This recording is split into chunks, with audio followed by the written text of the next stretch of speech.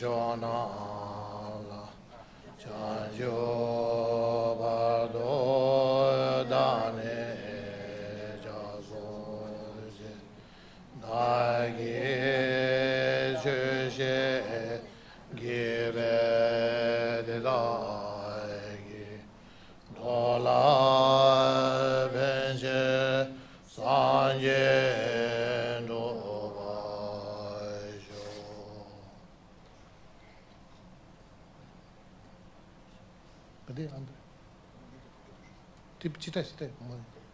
Да, молись, читай.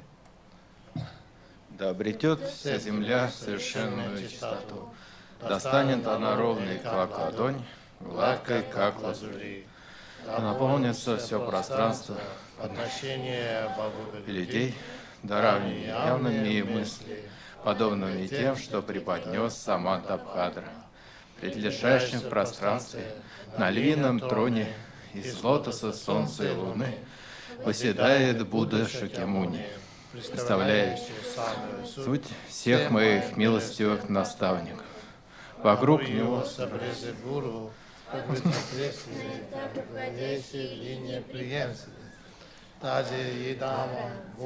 Бодхисаттва, Шарваки, Пратика Будды, стражи Дхармы. Я и все мои добросердечные матери в страхе перед муками сансары обращаемся к Будде, Дхарме и Санге, единственным началом прибежища. Отныне и до самого просветления мы встаем под защиту всех трех драгоценностей. Я вместе со всеми живыми существами ищем прибежище в Будде, Дхарме и Санге, пока все мы не достигнем просветления. Обретя духовные заслуги путем даяния и других совершенств, достану я Буддой на благо всем живым существам. Из сердец всех, в ком я ищу прибежище, не сходят потоки света и нектара. Они растворяются во мне и в каждом живом существе, очищая от пагубной кармы и препятствий, удлиняя срок жизни, увеличивая добродетели и успехи в постижении дхармы. Да будет счастливо всякое существо, да будет всякое существо избавлено от страдания, вовек да не разлучается никто со счастьем, да пребудет всякое существо в спокойствии, без ненависти и привязанности. Всех существ, великий победитель полчищ злых духов, о благословенный, всеведущий, явитесь сопровождаемый свитой вместе всем. Телом, речью и умом смиренно простираюсь ниц. Совершаю подношения наявую мысли, раскаиваюсь в злодеяниях, совершенных мною от века, и радуюсь добродетелям всех существ. соизвольте оставаться здесь, пока не пройдет сансара. Вращайте колесо дхармы ради нас. Все добродетели посвящаю великому просветлению. Окропленная благоухающими составами и усыпанная цветами земля, великая гора, 4 континента, солнце, луна, преподносится в дар сфере Будд, дабы наслаждались все существа жизнью всех чистых землях. Предметы, вызывающие привязанность, заблуждение или ненависть, друзья, незнакомцы, враги, наше богатство и наши тела с радостью преподносятся в дар. Соизвольте принять его и благословить нас тем, чтобы 3 яда более не отравляли нас. Идам гуру ратна мандалакам нирьятаями. О мой добрейший коренной гуру, воссядьте на лотос и луну, увенчивающую мою голову, и по своей великой милости одарите меня благодатью ваших тела, речи и ума. Обращаюсь к вам, о Будда Шакьямуни, чье тело происходит из неисчислимых добродетелей, чьи слова исполняют чаяния смертных, чья мысль ясно видит все существующее. Обращаюсь к вам, о наставнике духовной традиции, свершителя многих великих дел, досточтимый Майтрея, благороднейший Асанга, Васубанху и все иные драгоценные учителя, явившие путь обширного ведения. Обращаюсь к вам, о духовные наставники традиции глубинного постижения, досточтимые Манджушри, Нагарджуна, Чандракирти и все иные драгоценные учителя, которые явили этот наиглубочайший путь. Обращаюсь к вам, о духовные наставники традиции сокровенной мантры, победитель Ваджадара, Тилопа, Наропа и все иные драгоценные учителя, явившие путь тантры. Обращаюсь к вам, о духовные наставники по линии древней Кадам, второй Будда Атиша, Драмтомпа, Геше Патова и все иные драгоценные учителя, явившие единство пути обширного ведения и пути глубинного постижения. Обращаюсь к вам, о духовные наставники по линии новой Кадам, досточтимый Цанкапа, Джамвел Дьяцо, Кедрубже и все иные драгоценные учителя, явившие единство сутры и тантры. Обращаюсь к вам, мой добрейший и драгоценнейший учитель, являющий заботу о необузданных умом, неусмиренных чередой всех предшествующих Будд, как будто эти подопечные удачливые ученики. Ниспошлите свои благословения, дарующие вдохновение, мне и всем матерям моим, дабы пресеклись все мои извращенные помыслы от непочтения к добрейшему наставнику до утонченнейшей двойственности восприятия. Ниспошлите свои благословения, дарующие вдохновение, чтобы быстро сотворить чистые помыслы, от почтения к добрейшему наставнику до единства, блаженства и пустоты. Ниспошлите свои благословения, дарующие вдохновение, дабы свести на нет все внешние и внутренние препятствия. Из сердец всех святых существ нисходят потоки света и нектара. Они даруют благодать и очищение.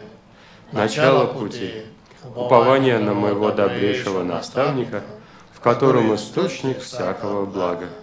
Благословите меня осознать это и следовать ему с великой преданностью. Жизнь в мире людей со всеми ее свободами — редчайшее явление с глубоким смыслом. Благословите меня осознать это, дабы денно и ночно я мог осуществлять смысл жизни. Подобно пузырьку на воде, мое тело умирает и разлагается очень быстро, а после смерти являются плоды кармы, подобно тени, сопутствующей телу. Дайте мне благословение знать и не забывать об этом, чтобы всегда я бдительно следил за тем, что делаю, и, избегая пагубных поступков, стяжал богатство добродетели. Радости сансары обманчивы. Они не приносят удовлетворения, но одни лишь муки. Посему склоните меня своим благословением, чистосердечно стремиться к обретению блаженства, совершенной свободы. Дайте мне благословение, чтобы этот чистый помысел породил неотступное внимание и величайшую осторожность, дабы моим основным духовным деланием остался корень всей дхармы, обет личного освобождения. Подобно мне, все мои добросердечные матери тонут в океане сансары. Даруйте мне благословение на духовный труд по воспитанию бодхичитты, чтобы скорее я мог их спасти. Но ограничиваясь этим, в отсутствие 3 нравственных основ, я не могу стать Буддой. Поэтому ищу благословения на обретение силы трудиться по исполнению обетов Бодхисаттвы. Уняв мой ум от развлечений и подробно растолковав истинный смысл понятий, благословите меня достичь единства безмятежности и проникновения.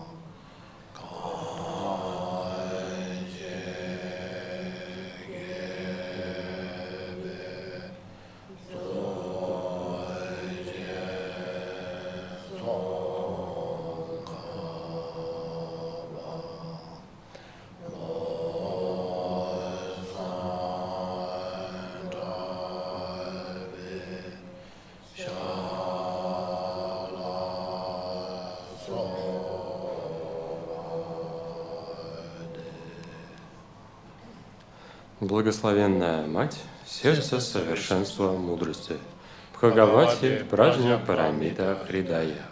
Поклоняюсь всем Буддам и Бодхисаттвам. Так я слышал однажды. Бхагаван пребывал в Раджагрихе, на горе Куршана, с великой общиной монахов и великой общиной бодхисаттв. В то время Бхагаван погрузился в сосредоточение, исследующее перечень дхарм, именуемая видимость глубины. И в то же самое время Бодхисаттва Махасаттва Арья Авалокитешвара, рассматривая практику глубинной пражня парамиты, узрел, что даже 5 скандх пусты от самобытия. Тогда достопочтенный Шарипутра, побуждаемый силой Будды, обратился к Бодхисаттве Махасаттве Арья Авалокитешваре с таким вопросом. Если какой-нибудь сын благородной семьи или дочь благородной семьи хотят приступить к практике глубинной пражня парамиты, как им следует выполнять ее? На это Бодхисаттва Махасаттва Арья Авалокитешвара так ответил достопочтенному Шарипутре. Шарипутра, те благородные сыновья или благородные дочери, что желают приступить к практике глубинной пражня-парамиты, должны ясно и безупречно видеть даже 5 скандх пустыми асаму бытия. Форма есть пустота, пустота есть форма.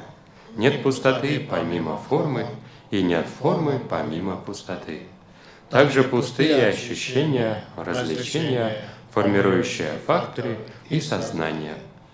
Так Шарипутра и все дхарма есть пустота, не имеют отличительных признаков, не появляются и не исчезают, не загрязнены и не чисты, не ущербны и несовершенны. Поэтому Шарипутра в пустоте нет формы, нет ощущений, нет развлечения, нет формирующих факторов и нет сознания. Нет глаза, нет уха, нет носа, нет языка, нет тела, нет ума, нет формы, нет звука, нет запаха, нет вкуса, нет осязаемого, нет дхарм, нет сознания от зрительного до умственного, нет неведения, нет прекращения неведения.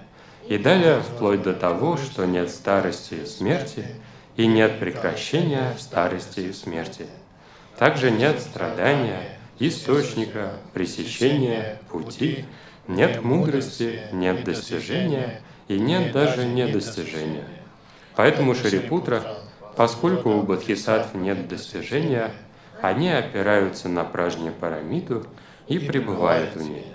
Поскольку в их сознании нет препятствий, нет и страха. Полностью отойдя от превратного, они тем самым достигнут нирваны. Также и все Будды, пребывающие в 3 временах, достигли полного, несравненного, наивысшего пробуждения, опираясь на глубинную пражня-парамиту.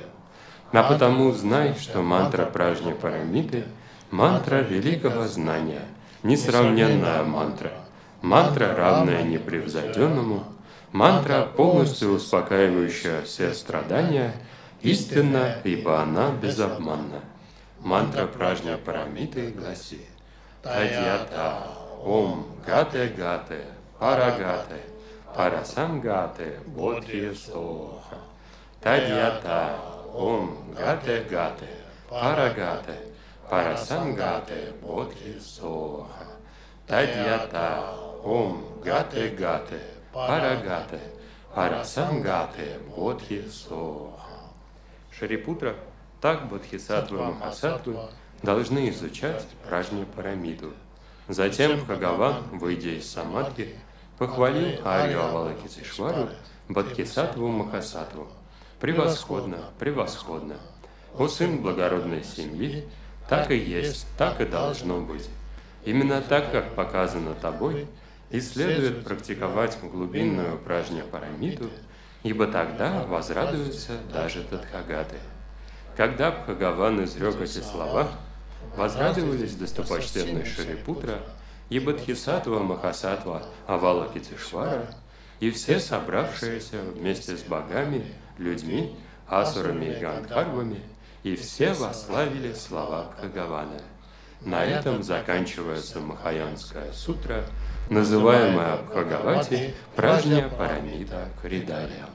Namo la dalu dani jenge do dana mi ge na do dana ji zamba tamje ge do da ge je do kang ge do je ne so ne da wa ta je bo be je da be je ne de ba ko da de la cha ze den ba rin je jo ge ma jiao jiao jiao jiao nyam ba ju be sa jo de ni ji xin be yi la je ba yin be de de de rin do se je ban de sa la ma rin bo jian da ge ni ge be me de jo la ga den xin be ko ne je so ne ko zong do ge ngo do ze do.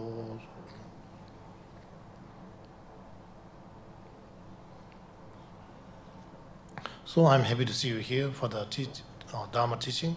Итак, я очень рад всех вас здесь сегодня видеть на учении Дхарме. Okay, so in order to receive the teaching, very important to receive teaching with the 6 recognition and free of 3 false vessel. И когда вы получаете учение, очень важно слушать учения с 6 осознаваниями и со свободой от 3 изъянов сосуда. Then teaching which you receive became very meaningful and useful to you. Тогда учение, которое вы получаете, станет для вас очень значимым, очень полезным. And the knowledge which you receive, if you share to other people, it will also useful for others also. А если также этими знаниями вы поделитесь с другими людьми, то они принесут пользу и другим. Okay. So some people many years receive teaching, although they information teaching, but this teaching not useful to them. When they give it to other, is not useful to other because of not preparing the vessel mind properly, because of full of vessel. Многие люди в течение многих лет слушают учения, но эти знания, которые они получают, не приносят пользу ни им, ни другим людям в случае, если они делятся ими с другими. А ошибка здесь, причина этого состоит в том, что они неправильным образом слушали учения с ошибками сосуда.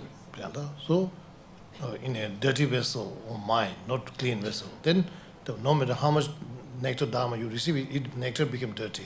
Сколько бы вы ни получали нектара учения в загрязненный сосуд вашего ума, и нектар дхармы тоже загрязняется. So that's why every time when you receive with a clean motivation, pure motivation, not any worldly motivation, motivation to subdue your own mind, motivation in the state of Buddhahood, receive teaching, did make your mind clean. Поэтому каждый раз, когда вы получаете учение, ваша мотивация должна быть чистой, без каких-либо мирских забот. Вы получаете учение только чтобы укротить свой ум, чтобы достичь состояния Будды на благо всех живых существ. I myself don't have too many information of Dharma, but the Dharma knowledge which I have, I receive in this pure vessel. That's very useful to me. Я также не обладаю большим количеством информации по дхарме, но ту информацию, которую я получал, я вливал в чистый сосуд своего ума, и поэтому эти знания приносят мне пользу. And not just information. And when I receive this, I try to understand the mechanism of this each knowledge which I receive it. Это для меня также не просто информация, а каждый раз, когда я получал те или иные знания, я старался понять механизм, каким образом они работают. This is the understanding of Dharma. И это понимание дхармы. If you don't understand the mechanism of the teaching which you receive it, then it will just information. Если вы не понимаете механизма получаемого учения, оно останется для вас просто информацией. So in order to understand the mechanism of each teaching, first you should do some practice, implement it. Implement the instruction, then how it works. Then slowly understand teaching which you receive, you understand the mechanism, not mechanism. Чтобы понять механизм получаемых учений, в первую очередь вам нужно постараться применить те наставления, которые вы получаете, посмотреть, каким образом они работают, и тогда далее вы сможете раскрыть механизм дхармы. So, in terms of programming computer, if you don't look at computer, if you don't open the computer, just read the book, computer, how to use computer, you will never understand the mechanism, just dry information. Например, также в области компьютерного программирования, если вы никогда не открывали компьютера, не пытались написать какую-либо программу, если просто читали книгу, то так вы не сможете создать хорошие программы. У вас знания... Вы не понимаете механизма инструкций, это просто сухие знания. So, человек, который только читает компьютерную программу, там ничего полезного нету. Понятно? Кто-то читает, писает, открыть там дело, потом трудно буду. А потом это посмотреть, там, ага, это я не понял. Потом понял, это инструкция, механизм. И так дело, сразу ваш программ лучше стал. Понятно? Like that, our mind, computer mind, the instruction teaching which you receive from Buddha, implement it. Then day by day you can become better. Then when you have difficulty with delivering some state of mind, then read instruction. This instruction is very useful. Immediately you understand the mechanism. Также и что касается наставлений Будды, те инструкции, которые вы получаете, старайтесь применять в повседневной жизни, и вы сможете раскрыть механизм работы этих учений. И если возникают какие-либо трудности, сразу же постарайтесь применить учение, посмотрите, каким образом оно работает. Example, one great master, amazing, up on the mountain, and one day he find the text on a Lamrim written by Fifth Dalai Lama. Можно привести такой пример. Однажды один практик медитировал в горах, и ему встретился текст, написанный пятым Далай-ламой, это Ламрим. Ламрим Саршунма. So when he read Lamrim, so there is one point. Fifth Dalai Lama says, don't imagine that sentient being, suffering in a hell realm, something like a suffering. When you imagine suffering or hell, law migration, some other people hell must not like that. You imagine that tomorrow you're dead, then after that, one negative karma manifests. Then you born in hell, hot hell realm. Then how you tolerate things like that? Dalai Lama mentioned it. Пятый Далай-лама в этом тексте давал When you meditate on suffering of law of migration. Давал такую инструкцию, когда вы медитируете на страдания низших миров, то в этот момент не надо представлять, что есть ад, в котором страдают какие-то другие живые существа. Вы должны думать о том, что, например, завтра вы умерли, у вас проявилась какая-то негативная карма, вы сами переродились в аду, и представьте все эти страдания применительно к вам, сможете вы их вытерпеть или нет. И он начал так медитировать. Immediately, very different, feeling arises. He says, why, strong refuge generated in his mind. He said, why I didn't meet this text before, he said. И так у него сразу же появились совершенно другие чувства, в сердце зародилось сильное прибежище, и вот он подумал, почему же я не встретился с этими наставлениями раньше. Это называется сущностное наставление. И это называется пониманием учения как механизма развития ума. So when I received teaching from Dalai Lama, many people receive together. At some point, for me, without reason, I can't stop the tear coming from my eye. Because this point, I understand, this one I didn't hear before. Showing this another mechanism, so in mind, different feelings generate. И я в окружении большого количества других людей получаю учение от его святейшества Далай-ламы, но бывает так, что его святейшество затронет какой-то момент, и я не могу сдержать своих слез, и это происходит потому, что его святейшество в той или иной инструкции раскрывает новый механизм для моего ума. So, because of one direction he explained it, then in mechanism of my mind, which I create the mechanism, all of them fixed together. There's all very well fixed together. Благодаря тому, что его святейшество так подчеркнет какой-то момент, тот механизм в своем уме, который я создавал, у меня как бы благодаря этой инструкции объединяется вместе, то есть знания становятся такими очень сжатыми, so thus объединенными. Spiritual master instruction either became a pit instruction or not pit instruction, depending on how well prepared you prepare or not. Итак, становится ли инструкция вашего духовного наставника для вас сущностным наставлением или нет, зависит от того, хорошо вы подготовлены или нет. During the time of Buddha, when Buddha gave teaching, most of his disciples' mind touch its mind and shake the mind. And then during the time when they receive teaching, they meditate and achieve realization. Why? They understand the mechanism work. Во времена Будды многие ученики, когда слушали наставления от Будды, весь их ум содрогался, глубоко их трогал. Прямо во время получения учения они также принимались медитировать и приходили к пониманию механизма и достигали реализации. One disciple, Mughayana disciple, whatever Mughayana give teaching go from here, it doesn't touch his heart. У Модгаляяны был один ученик, и какие бы наставления Модгаляяна ему не давал, они просто влетали у него в одно ухо, вылетали из другого, и его сердце не трогали.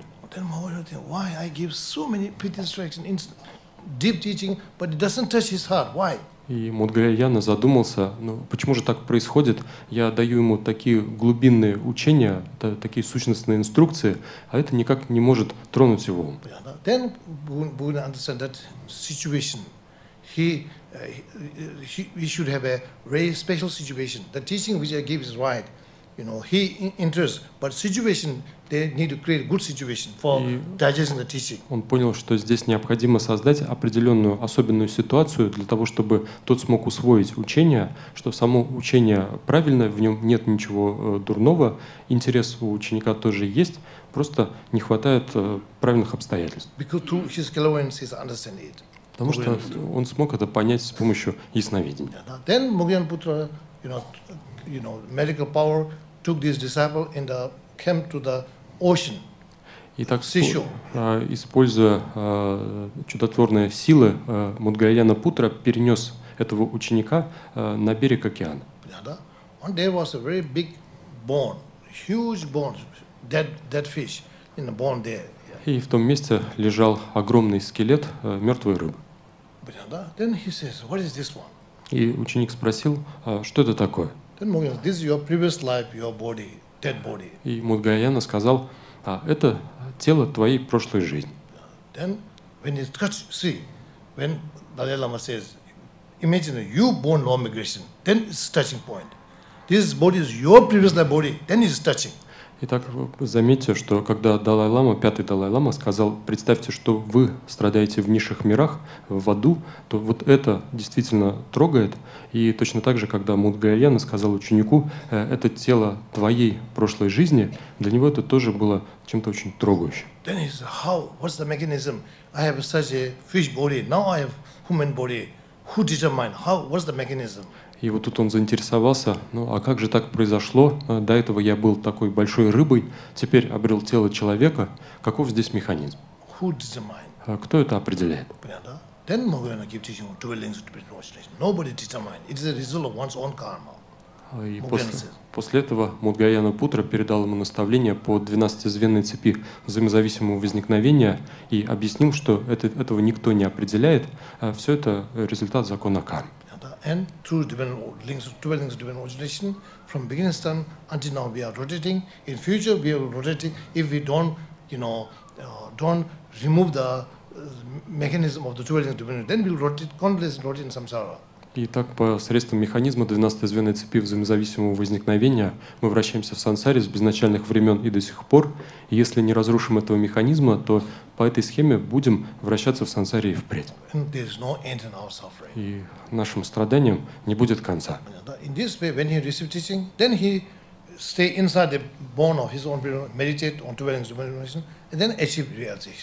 И так он получил эти инструкции, далее сел внутрь этого скелета мертвой рыбы своего прошлого тела, начал медитировать на тему 12-звенной цепи и достиг реализации.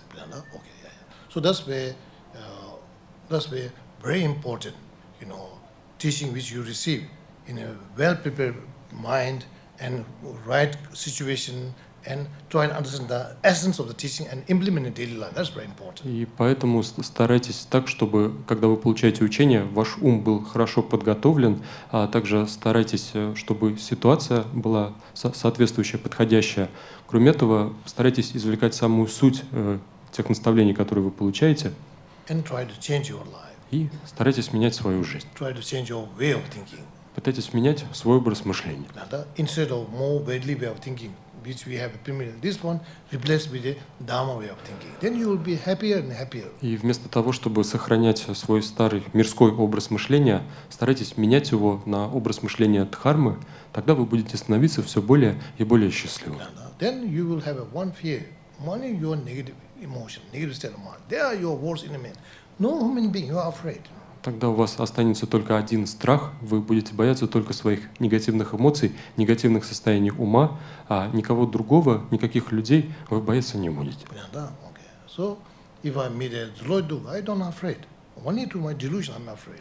Если я встречу злого духа, я не испугаюсь, я боюсь только своих омрачений.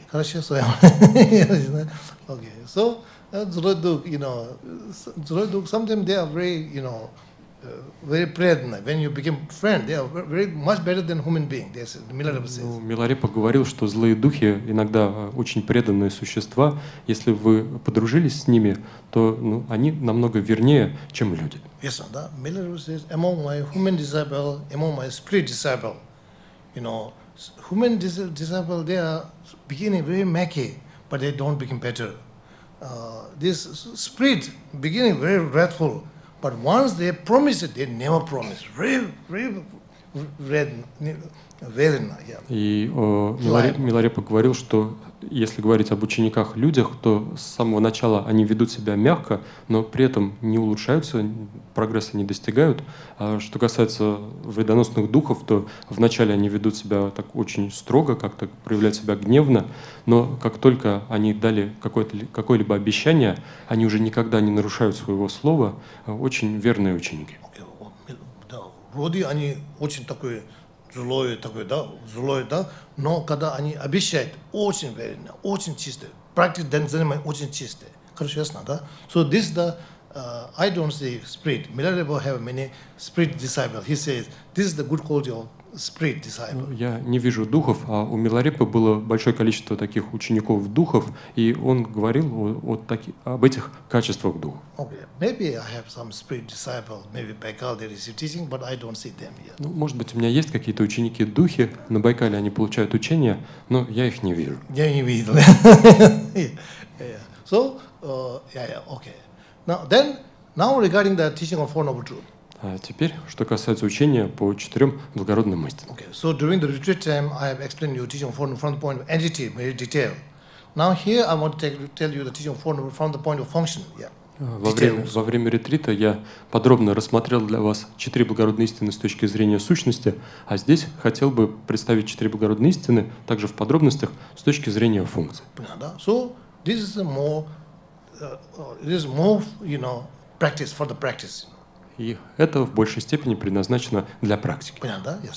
So which I explained during retreat is more like a mental science, but for practice this is very, very important.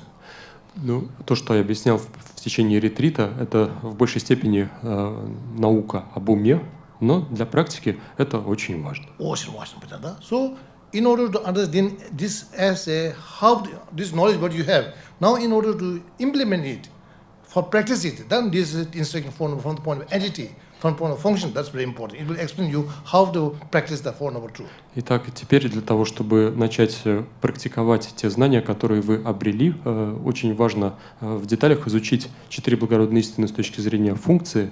Именно здесь и объясняется применение полученных знаний. Как заниматься практикой учения 4 благородных истин. So, first practice. И первая практика. Buddha says, recognize noble truth suffering. This is your practice. Будда говорил, распознайте благородную истину страдания.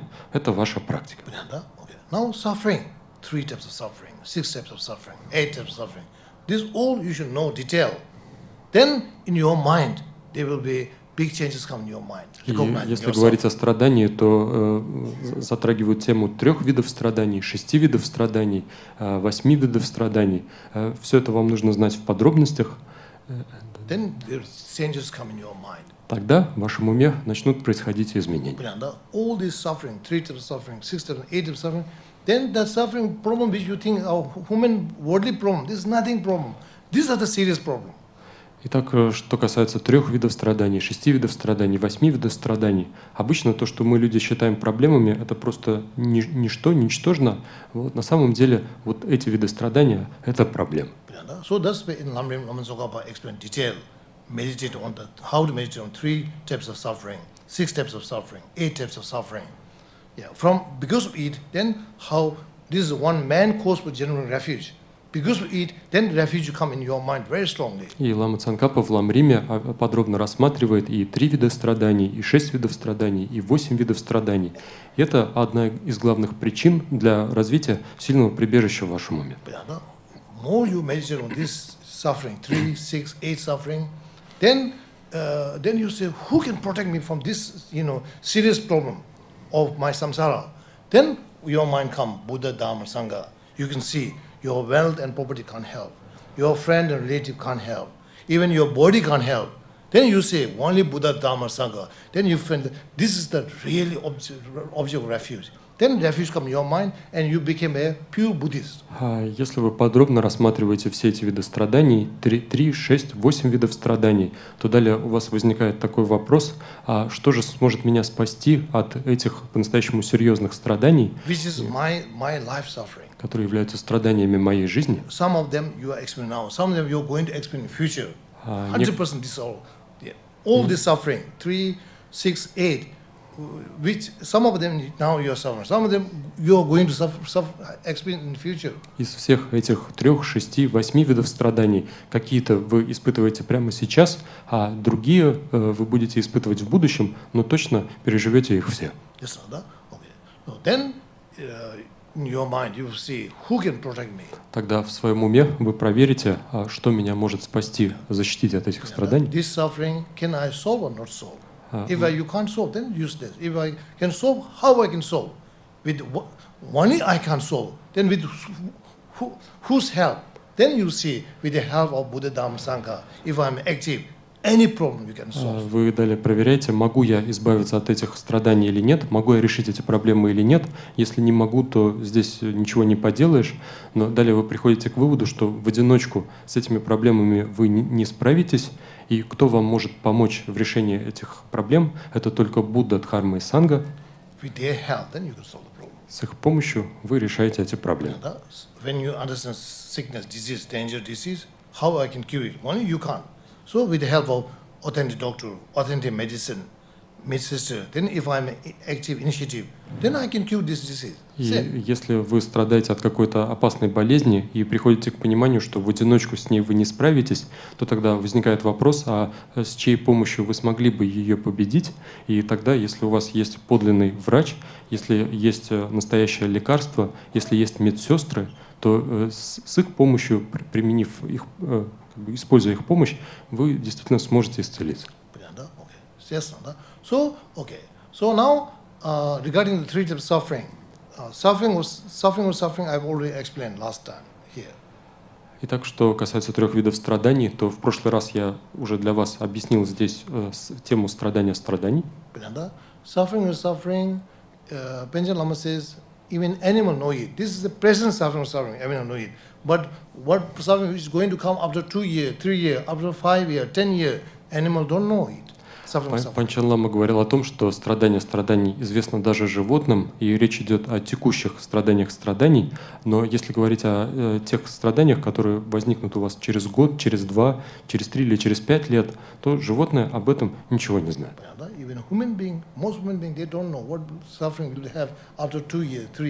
Но даже большинство людей не знают, какие страдания их ждут через 3-4 года.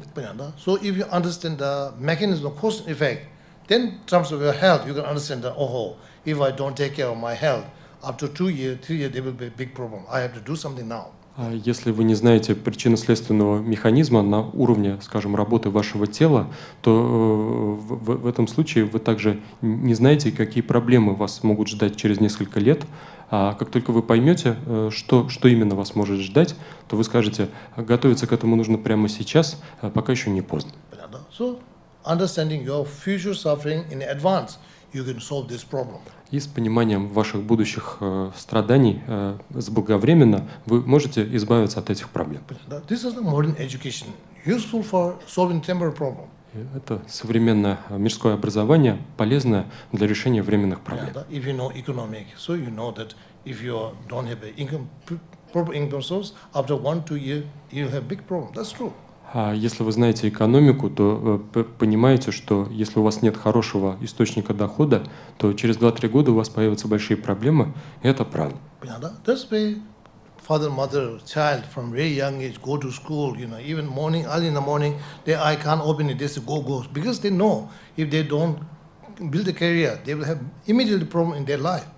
И поэтому у маленького ребенка родители с самых ранних лет его заставляют ходить в школу. Даже если ему трудно по утрам открыть глаза, они все равно подталкивают его, говорят, иди, получай знания, потому что они знают, что если он не обучится тому, каким образом создать карьеру, то в жизни у него будут большие проблемы. Хорошо? So they know roughly through lacking of education have problem, but still it's not 100% sure. Так, то есть они в общем знают, что из-за отсутствия современного образования могут возникнуть проблемы, но все равно нет полной уверенности. Но здесь тоже нет какой-то строгой причинно-следственной связи.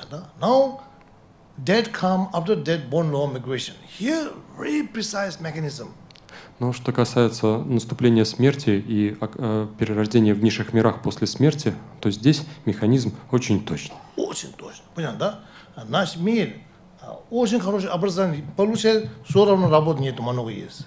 Понятно, да? Кого-то образования нету, но удач получает, да? Поэтому здесь мирское там причин, результат, там не очень точно. Это там в прошлом жизни карма, тоже работа, понятно, да? Хорошо. So in low karma, then there is no luck, everything very precise. Because of the cause you have received, not something like a случайно нету. in law of karma. В законе кармы нет такого явления, как удача. Здесь все очень точно, какая причина создана, такой результат и появится, и нет каких-то случайных совпадений. If you don't purify negative karma to born in law of migration, sooner or later this negative karma will benefit.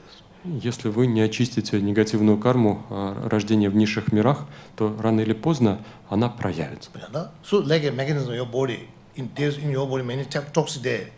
If you don't purify toxic before it's too dangerous, sooner or later you have big problem from this toxin. Например, также и в механизме вашего тела, если у вас уже накопилось большое количество токсинов, и вы их из организма не выводите, то рано или поздно они активизируются, начнут действовать, и у вас проявятся большие проблемы. So mechanism of the mental level of cause and effect more precise. Then mechanism of the cause and effect, body physical level also precise, but still not very precise. Если говорить о причинно-следственном механизме на уровне ума, то он очень точный. Если рассматривать причинно-следственные связи на уровне физического тела, то здесь механизм тоже довольно точный, но не настолько. Не очень точно, понял, да? Хорошо? Наш мир, кто-то вообще не курит, не пьет, понял, да? Где сидит, все равно болит, умирает. Понял, да? Кого-то все жизни курил, все жизни пил, понял, да? Еще 80 лет, понял, да? Поэтому биологические уровни, там, я посмотрю, механизм еще не точно. Понял, да? Потом мирское образование, думаю, кто-то есть очень хорошее образование, хорошую работу получает, жизнь счастлива, тоже там гарантии нету. Поэтому мирской вещи, там слишком такой причинный результат точно нету. Когда закон кармы я посмотрю, там очень точно. Если один правильный карма вы поступит, рано или поздно 100% гарантии вы получаете. Мирской бизнес, я интересно бизнес-систем, я учиться надо. Я посмотрю, любой бизнес, кто-то хочу удачи получить, не потому что он очень умный. 70% там план зависим, 30% удачи.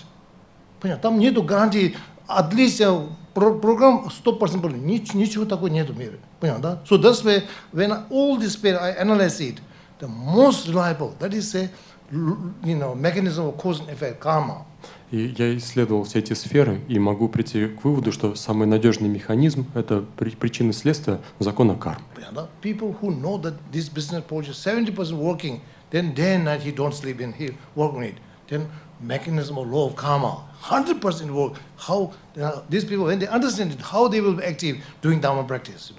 Если человек, занимающийся бизнесом, знает, что какой-то механизм в бизнесе может на 70%, с вероятностью на 70% принести прибыль, то день и ночь без устали он будет работать для получения результата. А что касается закона кармы, то он работает на все 100%. Если такой же человек узнает о таком... Точно, механизм кармы, if they know it, then they will be so happy. Every moment, creating positive karma. Every moment purifying negative karma. So, если такой человек 100% точно убедится в том, каков закон кармы, то он все время, день и ночь, также будет очищаться от негативной кармы, будет накапливать заслуги. Понятно, да? Ясно, да? So that's why 4 characteristics karma, very important. Поэтому очень важно знать 4 характеристики кармы. Понятно, да? More you know these 4 characteristics, then you understand the mechanism of karma. Если вы все лучше и лучше понимаете 4 характеристики кармы, то у вас появляется понимание механизма закона кармы. Then you understand. See, many master person say, first step of Dharma practice is a practice of law of karma. Многие мастера прошлого говорили, что первый шаг в практике дхармы – это понимание закона кармы. Doing action based on law of karma. Совершать действия на основе закона кармы. This is the first step of your practice of Dharma. Это ваш первый шаг в практике дхармы. Понятно, да? Ясно, да? Okay. So that's why Dharma practice is not necessary you have to stay like that. Through develop conviction, law of karma, and from today on, you say, I will live life according to law of karma. I will never break the law of karma. You start that practice Dharma without visible. Для практики дхармы нет строгой необходимости сидеть в особой позе.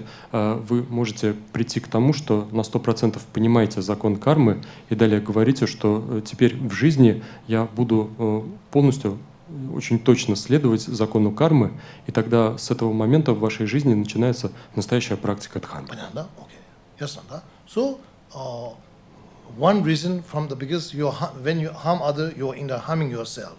Second, when you help other, you are in the helping yourself. Одна из причин состоит в том, что если вы вредите другим, то косвенно вредите самим себе, а второе, если помогаете другим, косвенно помогаете самим себе. This is a understanding based on the law of karma.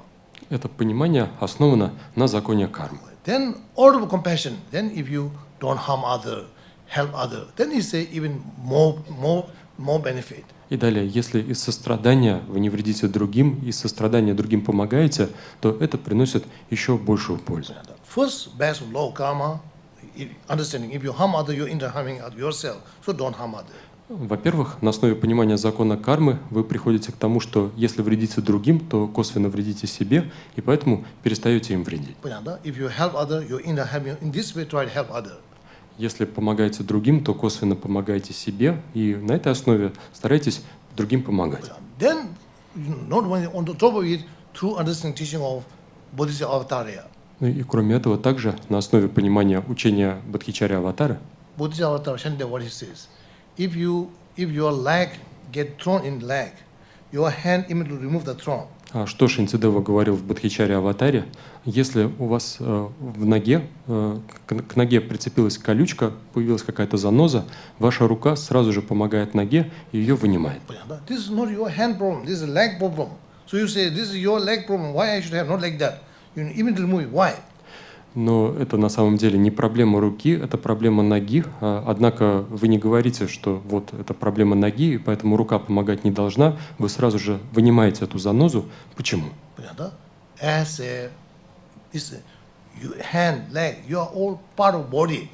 Поскольку и руки, ноги — все это части одного тела. They are interconnected. И поскольку это части одного тела, они взаимосвязаны. So there's, good position of hand also influence the leg. Leg also influence the hand. They are interconnected. То есть, например, удобное положение руки, оно помогает ноге, нога каким-то образом также может помочь руке. Yeah, they are interconnected. Они взаимосвязаны. Yes, no? So through understanding interconnected, then you remove it. In the same way, all sentient beings, Shantideva said, we are all interconnected. Our happiness depends on them. Our suffering also depends on them. Итак, благодаря пониманию такой взаимозависимости, ваша рука сразу же устраняет занозу. И точно так же Шантидева говорил о нашей взаимозависимости со всеми живыми существами. Наше счастье зависит от них, и в своем страдании мы также зависим от других. Это зависим. Очень важно. Мы не понимаем это. Я один, я никому не зависим. Понял, да? Если все Москва люди страдают, понял, да? Вы один человек счастливый невозможно. Даже вы $1 миллиард есть, все Москва люди болит. Вы один человек, много денег, что я могу? Никто работать не могут, все болит, работать не могут, да? Все кашет, потом даже они придут, вы тоже будут кашить, понял, да? Вы говорите, вы даже себе самый лучший врач, все закрыть, да? Потом вы пустили там болезнь, да? Все болело, вы костно, вы сами вредите. Все это болит, вирус, вы один человек закрываете, сколько долго вы закрывать будут, понял, да? Поэтому болезнь вы пустил, потом обратно себе получаете. Понятно, да? Сейчас такое много, я слушаю, не надо медицинский уровень, такой бизнес заниматься. Болезнь пускает. Потом эта болезнь, ее дети болеют. Понятно, да? Деньги получают, потом дети болеют, себе болеют. Потом смотри, какое дело, обратно себе получает, себе хуже получает. Чуть-чуть начало бизнес получает, потом себе хуже дело. Это очень явно мы видим. Any action we think that if you harm, temporary some gain benefit, you don't understand how it will harm you in future, then you will never harm others. Например, если вы думаете, что хотели бы совершить какое-то вредоносное действие, потому что оно приносит какое-то временное преимущество, то это означает, что вы не понимаете долгосрочного вреда, которое оно причинит. А с таким пониманием вы никогда не захотите вредить другим. Понятно? Okay. So, through such understanding, don't harm others. Then, with the common sense, Shantideva says. Так, с таким пониманием не вредите другим. Далее Шантидева говорил, также используйте здравомыслие. You don't want small suffering. Вы не хотите ни малейших страданий. How much happiness you achieve it, still you never satisfy it. И какое бы счастье ни обрели, вам его не хватает. Same other also have same feeling. И другие испытывают точно такие же чувства. Small suffering which you don't like, they also don't want this suffering. Если вы не желаете малейших страданий, то и другие тоже их не хотят. So this way, if you can't, help them to solve the suffering, how you can make them more suffering? Поэтому, если вы не можете помочь им избавиться от страданий, как же вы можете заставлять их страдать еще больше? So, out of common sense, then out of deeper common sense, then compassion comes much easier. И на основе такого более глубокого здравомыслия сострадание возникает намного легче. So, deeper common sense comes from the sensitivity to other people's feeling. А более глубокое здравомыслие возникает благодаря чуткости к чувствам других людей. This is very important. И это очень важно. You are so sensitive to your ego. Вы проявляете особую большую чуткость к собственному эго. Your ego, something like a center figure of all universe, Then if somebody say, even somebody compliment you, saying that, oh, your face beautiful, then what about my body? У вас такое эго, что вы чувствуете себя центром Вселенной. Например, даже если кто-то сделает вам комплимент, скажет, у вас красивое лицо, вы подумаете, а как же насчет моего тела? Лицо красиво, это знак, мое тело некрасиво, понятно, да? Вот такое чудо. Потом, вроде он хочет тебе счастливо, весь раз красное лицо, понятно, да? This is too sensitive to your ego. Это из-за слишком высокой чуткости к своему эго. Понятно, да? So this way, in общество вы нормально не могут поехали. Думаю, все вам смотрят, понятно, да? Все злой глазом меня смотрят, потом чувствую, что-то меня, спина что-то горит, понятно, да? Никто не говорит, это дурацкий ум думает, да? Все это меня смотрят, поэтому они злой меня смотрят, поэтому что-то меня горит спина, понятно, меня ушат, что-то горит, что-то меня плохо говорит. This is called superstition. This is 100% superstition. Все это называется предрассудками на 100%. 100%. Понятно, да? Хорошо, ясно, да? So, your enemy don't love you. They are so busy, They will not think of you all the time. Your enemy don't love you. They don't think of you all the time. Your enemy. Ваши враги вас не любят? Да, вас не любят. Вы думаете, ваши враги меня любят. Все время думают. Нет, они время не думают вам. Конечно, да? Понятно, да? О, мой враг, что-то там.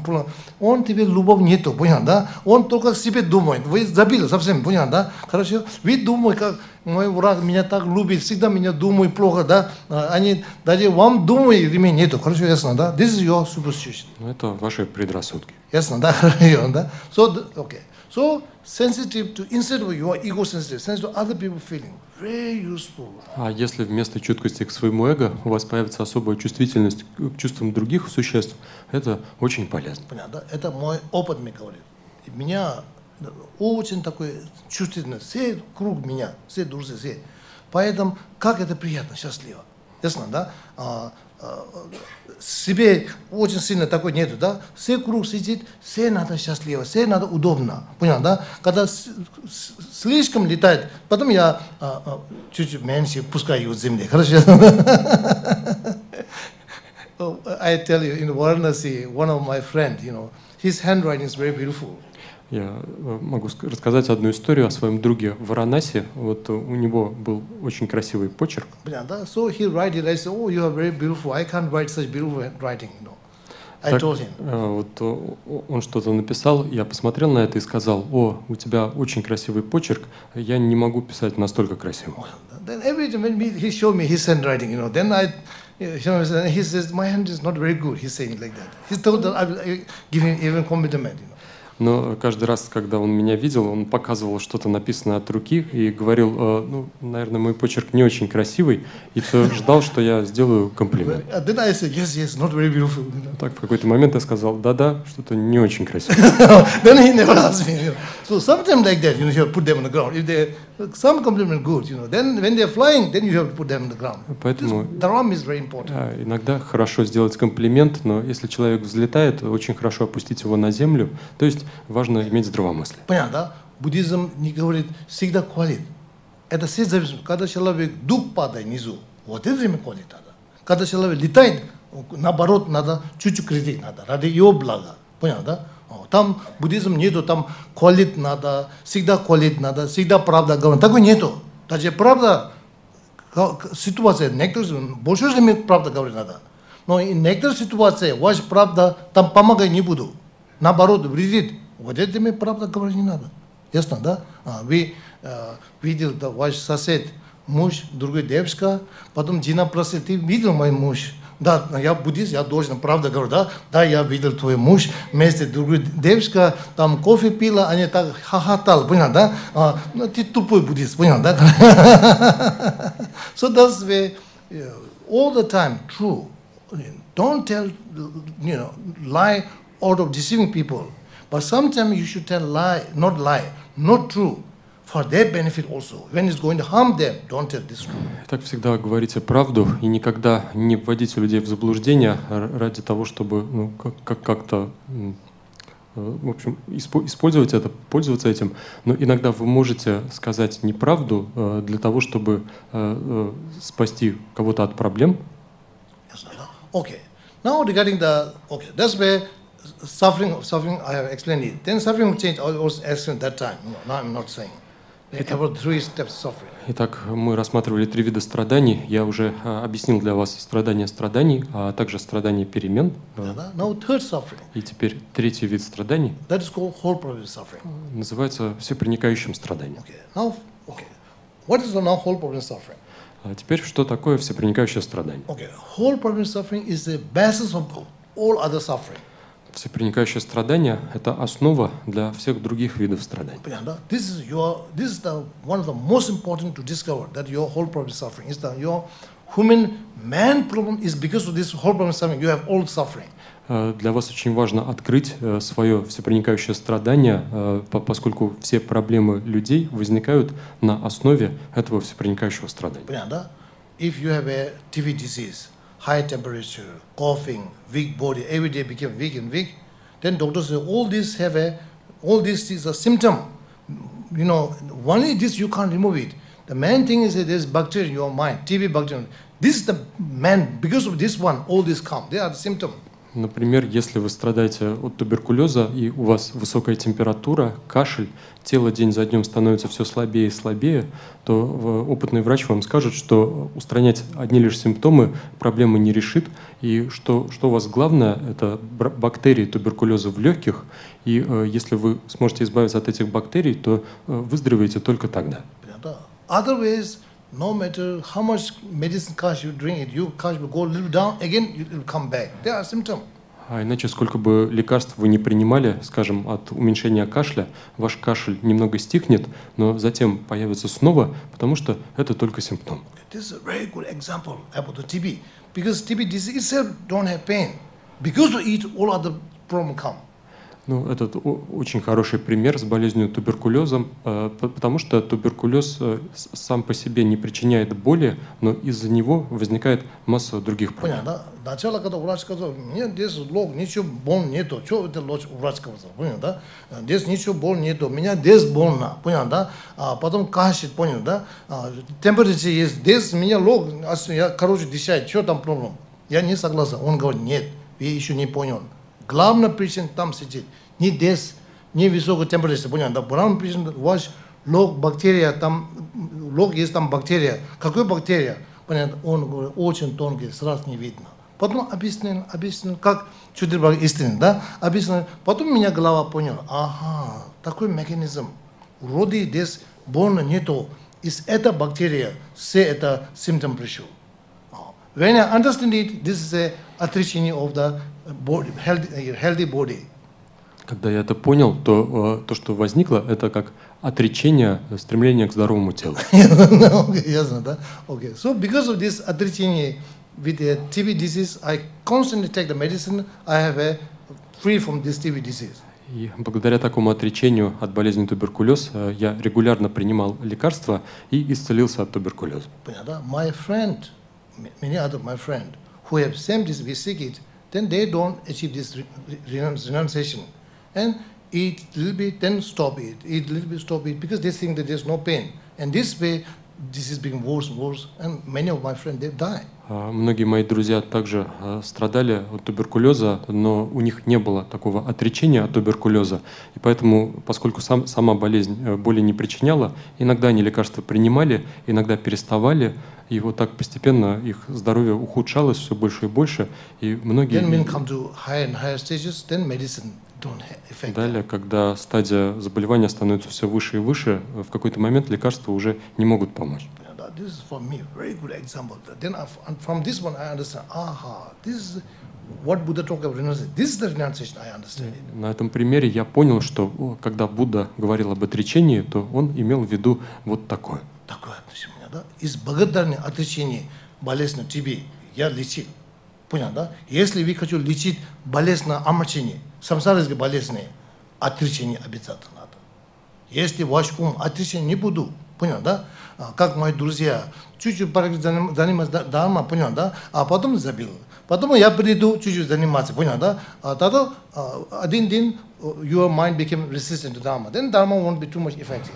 И тогда в какой-то день у вас в уме появится невосприимчивость к дхарме, тогда учение уже не будет особо эффективным. Понял, да? People first time come to dharma, teaching became very effective because their mind not resistant. Когда люди впервые приходят послушать дхарму, в их учение для них становится очень эффективным, потому что в уме нет невосприимчивости. I see my older students, then dharma don't too much affect them because their mind became more and more resistant. They don't practice sincerely.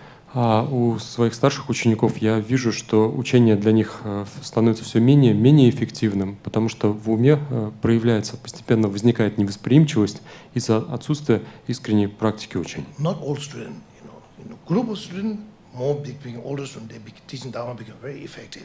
Some group of students, more they become older, teaching become not effective, and then they become resistant. Так не со всеми учениками, с некоторыми старшими учениками, чем больше они получают учение, тем более оно эффективно, а у других эффективность постепенно снижается из-за возникновения невосприимчивости. So blame goes only to yourself, not to anything else. Обвинять в этом нужно только вас самих и никого другого. So then you invest why such thing happened, then happened because of from the strategy debut mistake. In chess game, when you have problem, they say, trainer say, from where this problem come, mistake come. Then people say, because of this debut mistake. И откуда возникает такая проблема, она проистекает от какой-то дебютной ошибки. Например, если в шахматах в середине партии у вас трудная ситуация, и спросить у тренера, откуда это все возникло, то он скажет, что проблема появилась, когда ты создал дебютную ошибку. Через такую ошибку потом все это проблема пошел. Вместо этого пешки слишком рано ферзь ушла. Понял, да? Из этого вам проблема. Правильно? Слишком рано ферзь ушла. Вместе чуть-чуть терпение было, пешком хороший акрис, стратегии дела, да? Вы это проблема не было. Понял, да? In the same way, I can tell you why such thing come because of the debut mistake of not knowing how to listen teaching properly. И то же самое в данном случае, если вы спросите, откуда возникают эти проблемы, то я скажу, что дебютной ошибкой было отсутствие понимания, как правильно слушать учение. You don't receive teaching with a fall of three false wisdom, with six recognition, we don't receive teaching. That's the mistake. Вы не получали учение со свободой от 3 изъянов сосуда и с 6 осознаваниями, и в этом была ошибка.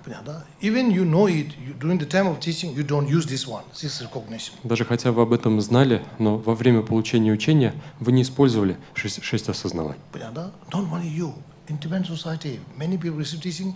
Oh, these people, immediately you ask them, during receiving teaching, free from three false vessels, what are the six recognition? Most will not answer you properly. Даже в тибетском обществе многие получают учение, но если в какой-то момент среди лекции вы спросите, назовите мне 6 осознаваний, то большинство их не перечислят. Понятно, да? Наверное, Геше тоже забил. Понятно, они это учили, но, сейчас знаю, я знаю, говорит, да, Геше, что я забил, понятно, да? Okay, if you forget, then you don't know it. Forget and knowing, they are contradiction. Кедру Римпоче говорил, что если вы что-то забыли, то это означает, что вы этого не знаете, поскольку забывание и знание — это противоречие. I know it, but I forget it. Something excuse, I forget it. Then you don't know. You should say, I don't know. То есть вы не можете так себя оправдывать, что я это знаю, но забыл. Если вы забыли, вы должны сказать, я не знаю. Понятно, окей. понятно, да?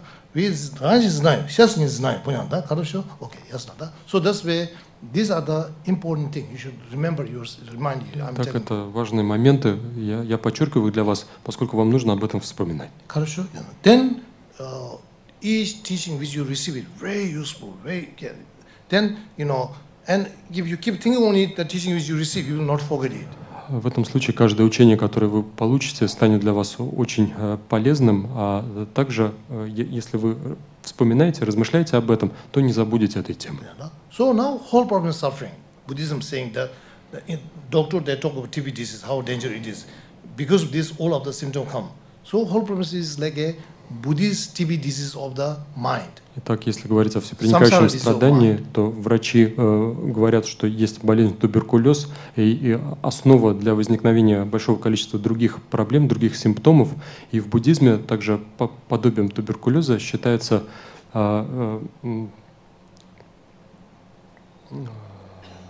всепроникающее страдание. Всепроникающее страдание — это как буддийский туберкулез. So what is whole problem suffering? Что такое всепроникающее страдание? Whole problem suffering is a, our five aggregate born under control of delusion. Всепроникающее страдание — это наши 5 совокупностей, рожденные под властью омрачений. Then precisely speaking, then this is a whole problem suffering is a, the continuity of the five quantum aggregate born under control of delusion. This is the whole problem suffering. Если говорить более точно, то всепроникающее страдание — это поток загрязненных совокупностей, рождающихся под властью омрачений. That is a whole problem suffering. Это всепроникающее страдание. If you say five aggregate born under control of delusion, if it's the whole problem suffering, then even you are hard. You have an older five quantum aggregate still exists. Then you have to say you have whole problem suffering. Если вы скажете, что всепроникающее страдание — это 5 совокупностей под властью омрачений, то в этом случае, даже когда вы становитесь архатом, у вас все еще есть скандхи, возникшие под властью омрачений, тогда вам нужно будет признать, что у вас остается всепроникающее страдание. As soon as whole problem suffering stop, samsara stop. Как только всепроникающее страдание останавливается, пресекается, также пресекается и сансара. So that's why Kidul Mushin definitions of samsara is very clear for the whole problem suffering. When samsara stop, pato, continuity, when it stop, samsara stop, whole problem suffering also stop. Поэтому определение... When whole problem suffering stop, samsara also stop. When samsara stop, they are like a same, almost like a same. Определение сансары Кидрупа Ринпоче здесь очень полезно, и если его рассматривать, то поскольку мы говорим о потоке, когда поток 5 совокупностей под властью омрачений пресекается, то пресекается сансара и также всепроникающее страдание. Если пресекается всепроникающее страдание, то также пресекается и сансара. Это взаимозависимые вещи. So that's why Kidu Tendarwa, association like that. Human body, human body without consciousness. Without consciousness, human body is a not human being. It's just dead body. У Кидруба Тендарва утверждение следующее, что человеческое тело без сознания — это не человек, а это просто человеческое тело. In the same way, five quantum aggregate. Without this continuity, when you stop the continuity, then this even five quantum aggregate, this is not a whole problem suffering, this is not samsara. Точно так же, когда у вас пресекается поток, то даже если есть 5 совокупностей, это не сансара, это не всепроникающее страдание. Arhat, who before that, this five quantum aggregate is there. If this five quantum aggregate is born under control delusion, if it's a whole problem suffering, he have a whole problem suffering. У архата перед смертью все еще есть 5 загрязненных совокупностей, рожденных под властью омрачений. Usually for whole problem suffering, most of them must say that whole problem suffering, five quantum aggregate born under control delusion. Then this arhat, completely free from delusion, but he have a five quantum aggregate born under control delusion. Then they do have a whole problem suffering. Большинство мастеров говорит, что всепроникающее страдание — это 5 совокупностей, рожденных под властью омрачений. Но тогда вы можете спросить, а если существо полностью избавляется от омрачений, достигает состояния архата, то у него также все еще есть 5 совокупностей, рожденных под властью омрачений. Тогда есть у него всепроникающее страдание или нет? Нет, понятно? Okay. Yes, Nanda. Okay. So he have a 5 contaminant born under control of delusion. He have this one. Then he is not. Do he have a whole problem of suffering? То есть That's difficult to answer. у него есть 5 загрязненных совокупностей, рожденных под властью омрачений. Тогда спрашивается, а есть ли у него всепроникающее страдание? На это трудно ответить. If they say yes, then this is the basis of other suffering. Then he should have a suffering of change also. Если ответ будет «да, у него есть всепроникающее страдание», тогда у него должна быть основа и для других видов страданий, то есть должны проявляться и страдания перемен, и всепроникающее страдание страданий. Тогда архат не свободен от страданий. Yes, Nanda. Okay. So, this is the Buddhist logic. Logic, very important. Whoever gives definition doesn't matter. It should not be contradictory with logic. Это буддийская логика, очень важна. Кто бы ни выдвигал какие-либо определения, они не должны противоречить логике. So this way, if you understand the whole premise from this definition, continuity of the 5 contaminant born under control of delusion, this is the whole premise, 100%. No any logical contradiction. Поэтому, если вы поймете всепроникающее страдание на основе этого определения, что это поток 5 загрязненных совокупностей под властью омрачений, то тогда не возникнет никаких логических противоречий. First, difficult to get a picture in your mind. What is the patok? Then later on you understand the circulation, 12 links of divine relation. When there's no gap, then this patok is there. When ignorance stops, then patok stops. Then it's even this patok is connected to 12 links of divine origination. That's a very interesting point. Вначале у вас может появиться вопрос, а что вообще такое этот поток? Но когда вы изучите работу 12-звенной цепи взаимозависимого возникновения, как из неведения возникают все последующие звенья, то вот пока эта цепь циркулирует, существует этот поток, как только неведение пресекается, и поток тоже пресекается, then patok is not just vague thing. Patok is a continuity of 12 links of divine origination. Поэтому поток — это не что-то абстрактное. Поток — это вот эта продолжительность или поток циркуляции 12-звенной цепи взаимозависимого возникновения. Thus way, Paguma Rinpoche speak very highly of the Kidu Tendava definitions of samsara, definitions of whole person suffering. He says this is really very great. Поэтому Пабонка Ринпоче очень высоко отзывался об определениях Кидруба Тендарва по поводу сансары, по поводу всепроникающего страдания. Они действительно очень глубокие. Yes, Nanda? Okay. Хорошо? Okay, yeah. Okay. So, okay, yeah. Okay. Now, okay. So, when you understand this one, then you will, you will interest in how to stop this continuity. Patok continue with 12. So you want to interest in what is the 12 links of diversion, how I rotate in samsara. You will get interested in it. How is the patok is mechanism of patok. Когда вы это поймете, то вас заинтересует, каким образом пресечь этот поток циркуляции 12-звенной цепи взаимозависимого возникновения и каков вообще ваш механизм вращения в сансаре. So that's why Lama Tsongkhapa says, if you don't understand the evolution of samsara, you will not understand how to free from samsara. Very important. Поэтому Лама Цангкапа сказал, что если вы не поймете, какова ваша эволюция вращения в сансаре, то вы не сможете и избавиться от сансары. Okay. In order to free from samsara, very important to know the evolution, how you rotate in samsara. Для того, чтобы освободиться от сансары, очень важно знать, какова эволюция, каково ваше вращение в сансаре. So same thing, Lama Tsongkhapa referring to the pato, continuity of 12 links of divine origination. Также Лама Цангкапа здесь давал отсылку к потоку, к циркуляции, к вращению 12-звенной цепи взаимозависимого возникновения. So this way, in order to develop renunciation, renunciation, these 12 links of divine origination is totally necessary for developing renunciation. И для развития отречения совершенно необходимым является понимание 12-звенной цепи взаимозависимого возникновения. 12 links of divine origination, this one. 12 links of divine origination itself is very interesting. This, there is two. This one, afflictive afflictive dwellings of divine origination and purify 12 things of divine origination too. В этой теме 12-звенной цепи рассматривается два варианта. Это омрачающая 12-звенная цепь взаимозависимого возникновения и очищающая 12-звенная цепь. So, regarding the afflictive 12 things of divine origination, then there is a sequence order and reverse order. Если говорить о омрачающей 12-звенной цепи взаимозависимого возникновения, то ее можно рассматривать в прямой последовательности и обратной. So, this one, reverse, prema, sequence order is this one, talking about the noble source of suffering. Reverse order is showing the noble suffering.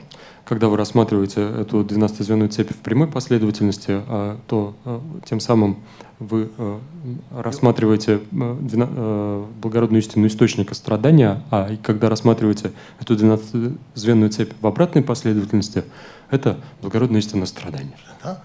Now, in terms of purified, sequence order, you are noble cessation, reverse order, noble to the path. Когда вы рассматриваете очищающую 12-звенную цепь, то в прямой последовательности это благородная истина пресечения, в обратной последовательности благородная истина пути. No. Reverse order, sequence order, noble to the path. Reverse order, noble to cessation. Нет, в прямой последовательности это благородная истина пути, а в обратной последовательности это благородная истина пресечения. So that's why Four Noble Truth, teaching of Four Noble Truth and 12 divine origination, they are very much connected to each other. И поэтому 4 благородные истины и 12-звенная цепь взаимозависимого возникновения, эти две темы очень тесно взаимосвязаны. So this one, in your daily life, if you think on it, this is very useful, rich material for your mental development. It's not necessarily like that. Think on 12 divine origination, your evolution, you will slowly start understanding it. Если вы в повседневной жизни размышляете об этих темах, то это очень полезно для вашего ментального развития. Не нужно садиться, принимать особую позу. Просто когда вы куда-либо идете, размышляйте на эту тему и откройте для себя свою эволюцию. Okay.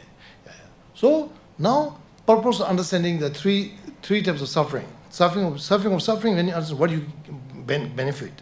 So Buddha says, recognize no suffering. So when you recognize it, what you benefit it? There must be some benefit. Otherwise, why Buddha says recognize suffering? What benefit you benefit? Итак, какова цель распознания благородной истины страдания? Будда говорил, распознайте благородную истину страдания. What benefit you get it? Какую пользу это вам принесет? If you understand noble to suffering, not noble to, if you understand the first suffering, what you get benefit? Например, если вы приходите к пониманию первого страдания, страданий, что это вам дает? For example, suffering, which is going to come up to 2 years. If you know it, what you benefit? Because you can briefly resolve it. Например, что вам даст понимание страданий, которые могут возникнуть через 2 года? Это даст вам то, что вы можете с помощью средств профилактики предотвратить эти страдания.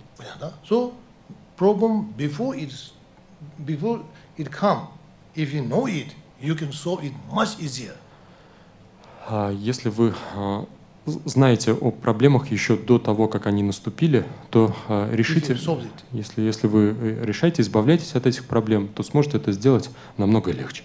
Много эффективнее. Поэтому все врач один говорит, когда вам до болит, префлектикал, если вы лечите, вы могут лечить отлично. Когда болел, уже поздно, понял, да? А могу лечить, но все равно, понял, да? До рука сломал, вы осторожно, это очень хорошо. Когда рука сломал, вы могу лечить, все равно там буду недостаточно, понял, да? А будущее чуть-чуть ударить, сразу опять сломать легко, понял, да? Хорошо? So that's why this is the understanding suffering, which is going after 2 years, 3 years. Then understand suffering, which is going to come your next life. If you now know it, very big problem you solve it. И мы говорим о страданиях, которые вы поймете через 2 года, то есть которые могут наступить через 2 года или через 3. Но если далее вы также распознаете страданий, которые может наступить в следующей жизни, то тем самым сможете предотвратить очень большую проблему. Понятно? at the moment I can tell you, 80% chance you will go in lower migration. I'm telling you, all of you. 80% also, I'm very macky with you. Я могу сказать всем вам, что в настоящий момент для вас вероятность рождения в низших мирах — это 80%, и даже при этом я мягок с вами. Мягок, да? Врач посмотрел, у вас кровь. Говорит, ваш кровь очень много жирес. Да? А поэтому вас сосуды потихоньку закрывает. Если вы срочно не очищаете вашу кровь, это 100%. Да? Через 2 года, 3 года вам будет инсульт. Это правильный ответ. Понятно? Потому что они знают механизм very clearly. In the same way, I am not professional doctor. I am professional law of karma. Точно так же я не являюсь профессионалом во врачебной сфере, но я профессионал в области закона кармы. Понятно? Philosophy, mind, mental factor, evolution of the mind, how it continue, from where it come, how it will continue endlessly. This I know very clearly. В области ума я знаю, какова наша эволюция, каков ум, как он устроен, каковы виды ума, первичный, вторичный вид ума, как ум существует с безначальных времен и будет существовать и впредь. Where you born, nobody determine. It's a mechanism of your karmic imprint and condition. И где вы родитесь, никто не определяет. Это механизм кармических отпечатков, кармы. So, what he says, more you have negative karmic imprint, more вероятно you are born lower migration. Что говорил Васубандху, чем больше у вас отпечатков негативной кармы, тем больше вероятности перерождения в низших мирах. So, then another thing, among more, so what specific karmic imprint manifests, more which is more familiar with you, this karma imprint, familiar with you, that type of karma will more faster manifest. Что касается того, какая карма, скорее всего, проявится в момент смерти, то говорится о том, что та карма, к которой вы в большей степени привыкли, с большей чем больше вы ее создавали в этой жизни, тем с большей вероятностью она проявится в момент смерти. Then our world is called human world. This world is called, being who born in our world is such a special world that manifests karma very fast. This is called, legs about this world is something. Our world, Vasudha Bandhu says, is a world of very fast manifestation of karma, which they create immediately in this world. Васубандху говорил о том, что наш мир, наш мир называется Дзамбулинг, это наша земля, и это такое место, где... If you create a karma in early part of your life, later part of life, immediately you receive this result. Other universe, such things don't happen. This world, this is called special of the karmic connections. Это мир быстрого проявления кармы. Если в ранний период вашей жизни вы совершаете определенные действия, то карма, последствия этих действий проявятся уже к концу этой жизни. Не конце, последствия. After later part of your life. То есть в более поздний период вашей жизни. Okay. That's why this, yes, да? Okay. Then Vasubandhu says, during the time of death, are you interested? Вам интересно? This is very, very useful in your life. So that if you know this one, I can tell you, when you die, you can die with peacefully. You're not afraid that you don't born lower migration. That's a very good result. Это для вас полезно, потому что если вы будете знать все это, то вы придете к тому, что в момент смерти сможете умирать спокойно, не боясь своего перерождения. Понятно, да? Бояться ничего не надо. Если вы неправильно готовы, тогда бояться надо. Даже бояться, что буду? Тоже это ваш пугал, боится, кричит, там ничего не мешает. Меняться не буду. Понял, да? Хорошо? Ясно, да? Поэтому, хорошо? Окей. So, okay. During the time of death, if even you have a many positive karma imprint, Vasubandhu says, although more positive negative karma you have, there is more variation you born lower migration. Less positive karma, less variation. But during the time of death, even you have more negative karma imprint, even you have less positive karma imprint, if you generate a positive state of mind, Vasubandhu says. Васубандху говорил, что если у вас есть большое количество отпечатков негативной кармы, то есть и большая вероятность рождения в низших мирах. Если мало отпечатков позитивной кармы, то и мало шансов переродиться в высших мирах. Но далее он говорил, Но даже если ситуация такова, что очень много отпечатков негативной кармы и мало отпечатков позитивной кармы, но если в момент смерти у вас проявится позитивное состояние ума, that is the condition. Это условие.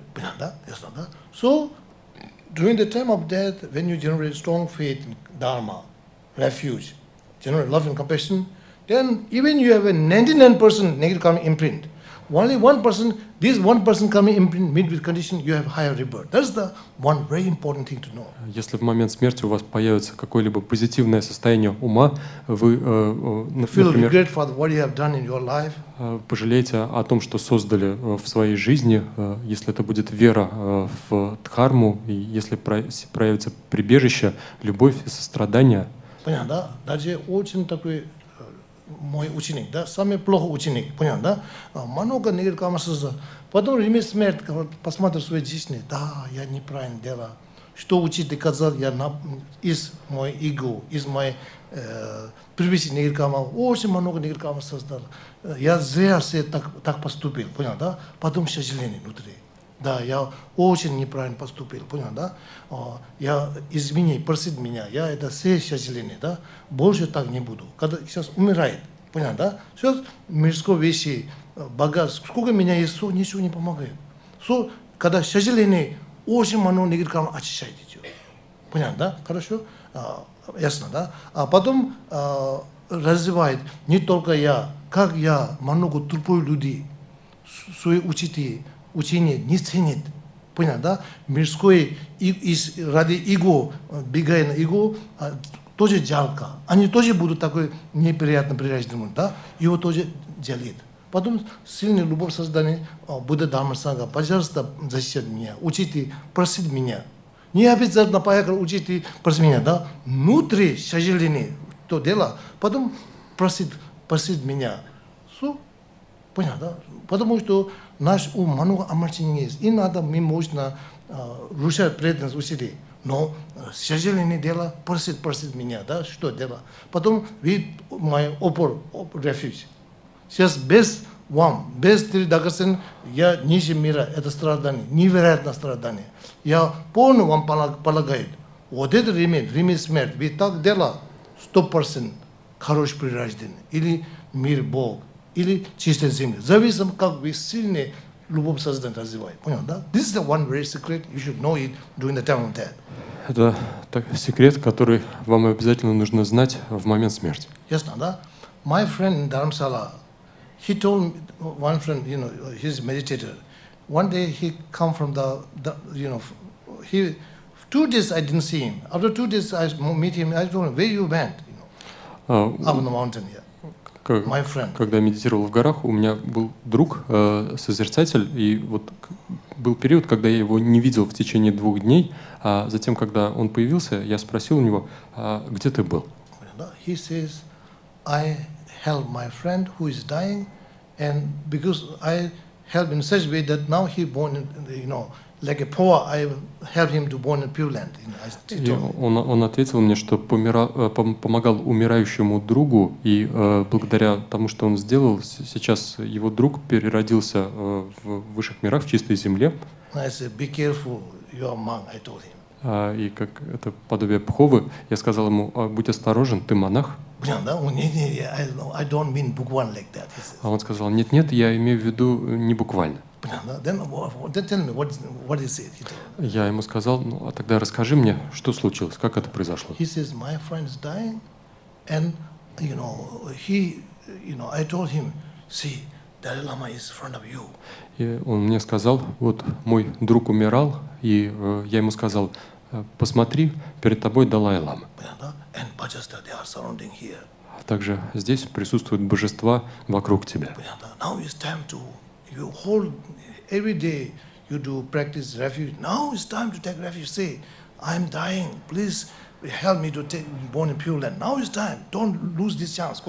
Ты каждый день занимался практикой прибежища, и сейчас для тебя по-настоящему пришло время принять прибежище. Это твой золотой шанс перерождения в высших мирах, в чистой земле. Не упусти этот шанс. Ясно, да? Как вы всегда хочу городами встречать. понял, да? Один прекрасный день Владимир Путин там кушает, да, видит там, мы говорим, сейчас поехали разговор, понял, да?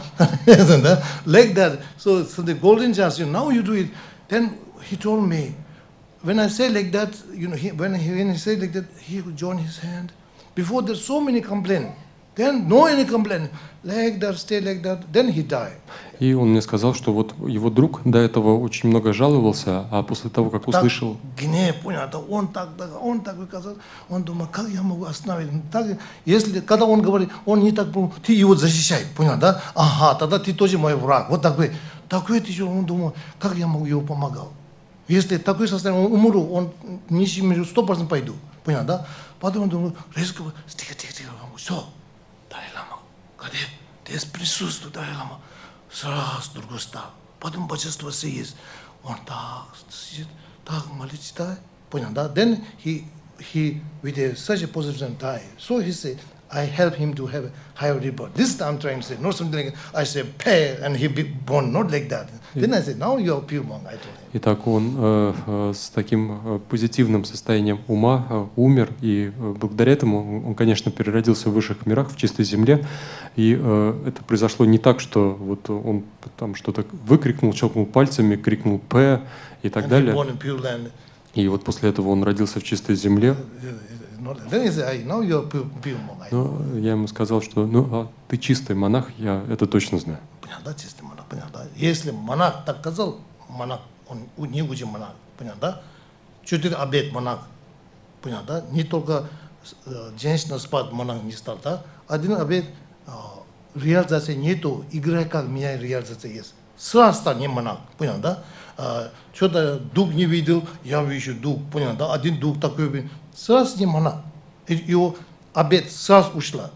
Потом красная одежда, обет нету. Это 4 коренные обет. Если вы рушаете, сразу не монах. Но там останет обет, рушает, уже монах, но чуть-чуть грязно стал. Можно очищать, понятно, да? Это 4 коренные обет. Сразу не монах. Хорошо, ясно, да? Если человек убит, сразу не монах. Хорошо? Okay. And if you steal, this amount of money, which is which country law says is illegal, then you become non-monk. Также, если вы своровали такую сумму денег, которая в стране, это действие, если в стране считается незаконным, то в этом случае вы тоже перестаете быть монахом. Понятно, да? Россия сколько денег украли, могут посадить на тюрьму? Сколько в России нужно украсть денег, чтобы... 100 рублей по тюрьму не пойду, да? Чтобы не оказаться... Больше 1000 надо, да? А? Больше сколько надо? Зависит от милиции, да? Окей, да. Россия непонятно, да? Милиция деньги дал, сколько угодно можно, да? Деньги не дал, даже 1000 можно, да? Окей, я не знаю, окей. So, how your amount of money, you should know, it's, yeah, more, Vinaya explains such way. Но в Винае, тем не менее, даются такие объяснения. Now come back point. Теперь вернемся к нашей теме. Okay. So this way, condition, during the time of death, even you whole life accumulate very high merit practice. During the time of death, when you get anger, then one negative karma manifests and you are born lawmaker. That's very dangerous. Также мы рассматриваем условия, и даже если всю свою жизнь вы занимались практикой, а затем в момент смерти у вас проявился сильный гнев, то в этом случае это очень опасно, поскольку проявится негативная карма, и вы переродитесь в низших мирах. Здесь вы никого не можете в этом винить. Все это происходит из-за механизма в силу обстоятельств. Момент смерти очень похож на момент сдачи экзамена. Это как бы поворотный момент. During exam is a turning point. You should be, no matter how much you study, during exam, if you sleep, don't go exam. If you don't sleep, you don't get pass. Сдача экзамена — это тоже такая поворотная точка. Если в это время вы не учитесь, просто спите, но вы никогда не... Whole year you study. During exam, if you sleep, if you don't give exam, you don't get pass. Даже вы могли учиться весь год, но если в момент экзамена вы спите, проспали его, вы не сдадите. Понятно? Некоторый хулиган ученик, да? Все год не учись. Ремей экзам хороший учись, понятно, да? Хороший писает, хороший, отлично получает, понятно, да? Okay. So that's where turning point, exam, turning point during the time of death. So these are the very important you should know. At that time, also in farming, also they call season. They say season. So this is very important. This is the right time, important timing. At that time, you should be very careful. Есть такие поворотные точки, например, сдача экзамена, момент смерти также является поворотной точкой. Если говорим о фермерстве, то есть такое понятие, как сезон.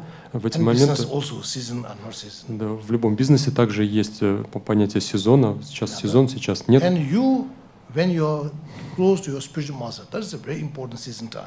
Для вас, когда вы близки к духовному наставнику, для вас это очень важное время сезона.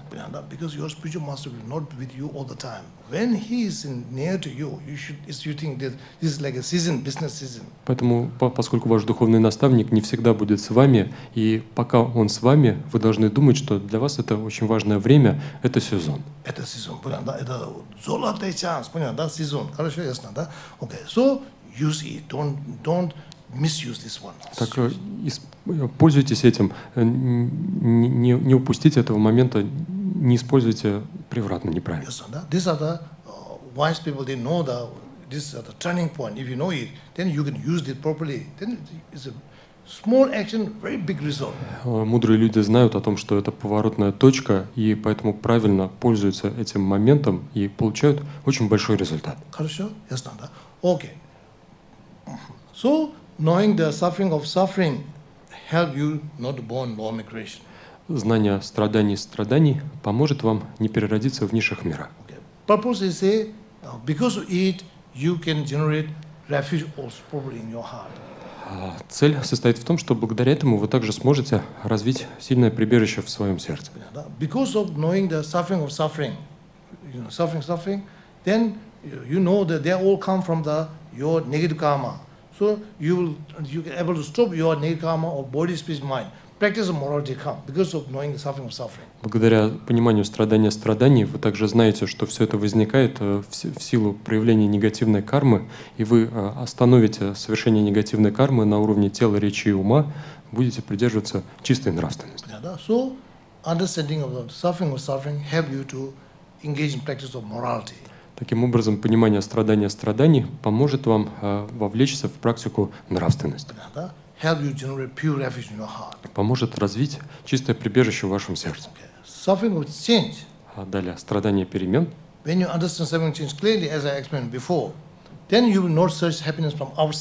Когда вы ясно поймете страдания перемен, как я объяснял его раньше, вы перестанете искать счастье во внешнем мире.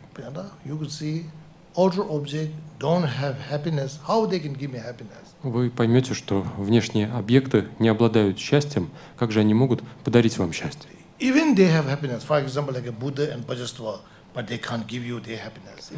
Даже если у них счастье есть, как у Будд, у божеств, даже в этом случае они не смогут подарить его вам. Ясно, да? Хорошо? Okay. So, ясно, да? Okay. So, happiness, now how I can, from outside, nobody can give me. Majority, some sort of object, they don't have happiness. Those who have happiness, they can't give me. So now where I can achieve the happiness? Итак, вы приходите к тому, что у большинства объектов счастья нет, но даже если у каких-то объектов счастья есть, они не могут мне его подарить, тогда где же мне искать счастье? Then from inside, your mind, through developing one-point concentration, I have to create a happiness. И тогда в своем уме, посредством развития однонаправленной концентрации, я могу создать счастье. So you have to, in terms of physical body, healthy body, nobody can give you. Those who don't have healthy body, they can't. Even they have healthy body, can't give you. You have to create a healthy body. Даже если говорить о физическом здоровье, вам его подарить никто не может. Даже если у кого-то есть физическое здоровье, он все равно вам его не передаст. Вам нужно самим создавать здоровье. Вам нужно создавать свое физическое здоровье.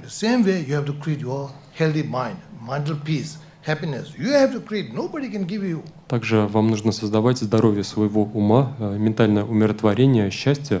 Это вам никто не подарит.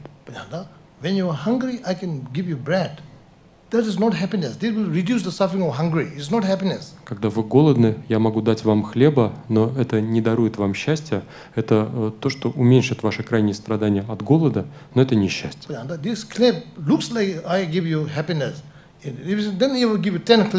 then you say, Geshe-la, please don't give me clap. Если вы подумаете, что хлеб – это объект счастья, вам так покажется в этот момент. После этого я дам вам, скажем, 10 Второй, третий, понял, да?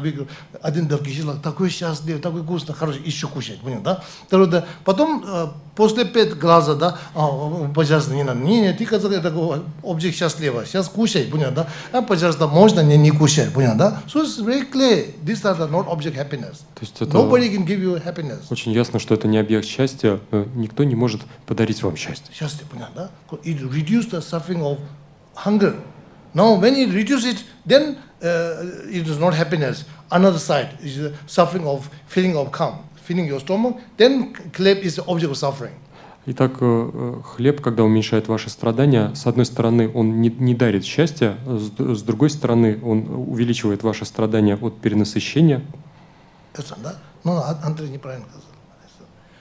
When you are hungry, if I give you, it looks like happiness because it is reducing the suffering of hunger. Когда вы проголодались, если я дам вам хлеб, вам покажется, что это объект счастья, потому что он уменьшает страдания от голода. When your stomach filled, then this clap is increasing the suffering of filling the stomach. Но далее, как по мере того, как вы кушаете его все дальше и дальше, хлеб усиливает, когда ваш желудок уже полон. Then this clap making the stomach, suffering of overfood. Далее ваш желудок начинает страдать, если вы продолжаете его есть, желудок страдает от перенасыщения. So that's why clap very clearly you can see it. It's not object happiness. It just reduces one suffering, transform another suffering. Поэтому очень ясно, что хлеб не является объектом счастья, он просто уменьшает одно страдание, ну и при этом приносит другое страдание. Like this clap, all samsara objects same. Then you say, I have good, I don't have, doesn't matter. They are not real object happiness. Как с этим хлебом, также обстоят дела и со всеми другими сенсорическими объектами. И тогда вы скажете, что если они у меня есть, хорошо, а если нет, ничего страшного. Then you know, search happiness outside. You say, I will search happiness through developing concentration, shamatha. Тогда вы скажете, я не хочу искать счастье во внешнем мире, а хотел бы искать счастье посредством развития сосредоточения шаматхи. Through shamatha, when you achieve tranquility, then this tranquility, no matter how much you remain happier and happier, unbelievable. Когда посредством шаматхи я обрету безмятежность, то сколько бы я ни переживал это состояние безмятежности, я буду все счастливее и счастливее.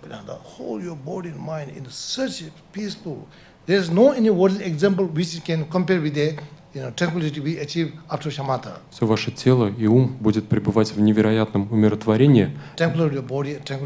Это безмятежность тела и безмятежность ума. И нет ни одного такого мирского примера, такого счастья, которое могло бы продемонстрировать этот безмятежность. So yes, so through understanding the suffering of change, you will be interested in, developing the one purpose of shamatha. This is second training. И на основе понимания страдания перемен у вас появится интерес к развитию однонаправленной концентрации шаматхи, и это мы рассмотрели второй вид страданий. Through developing one point of concentration, then you can achieve the real genuine happiness. Посредством развития однонаправленного сосредоточения вы достигаете настоящего подлинного счастья. Then third suffering, whole problem suffering.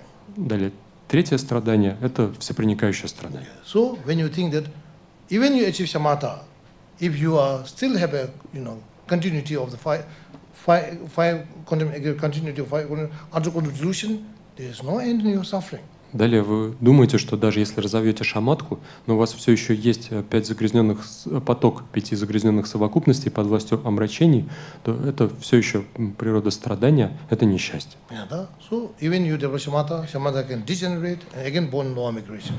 Даже если вы развили шаматху, шаматха может деградировать, и вам может грозить опасность нового рождения в низших мирах.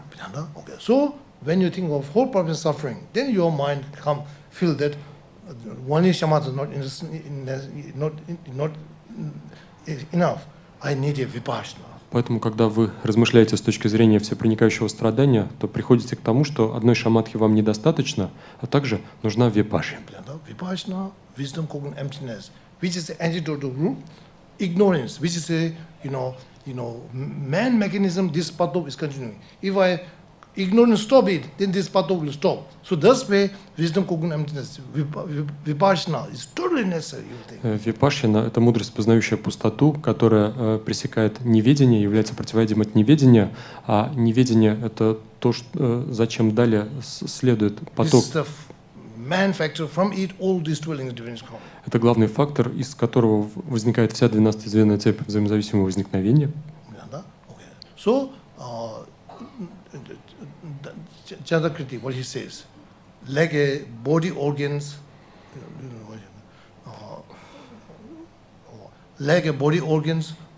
body consciousness provide all the body organs. In the same way, all delusion, all delusion is provided by ignorance. Чандракирти говорил о том, что подобно тому, как как в случае со всеми органами нашего тела, сознание пронизывает их все, и точно и таким же образом, если говорить об омрачениях, то они все пронизаны неведением. So ignorance, which is a cognized phenomenon, completely wrong way. This is a basis for all delusion.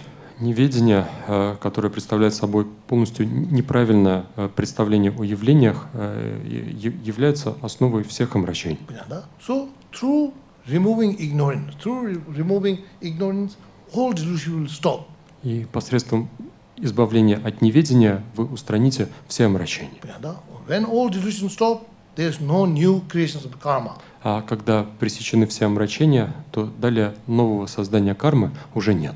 When there is no creation karma, there is no imprint stay on the mind. А когда не происходит создание кармы, то не остается и отпечатков в уме.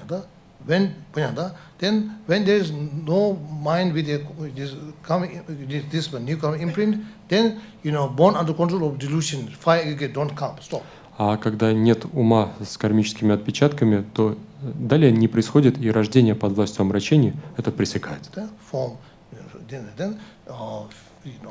Contact, feeling, and then craving and grasping. When there is no craving and grasping, there is no condition. Then this coming imprint, even you have a all coming imprint, these can't manifest. То есть мы говорим далее о форме, о влечении, о соприкосновении, ощущении, влечении и цеплянии. И когда нет омрачений, нет влечения и цепляния, то даже если у вас остались какие-то кармические отпечатки с прошлого, если они не встречаются с условиями, они не проявляются.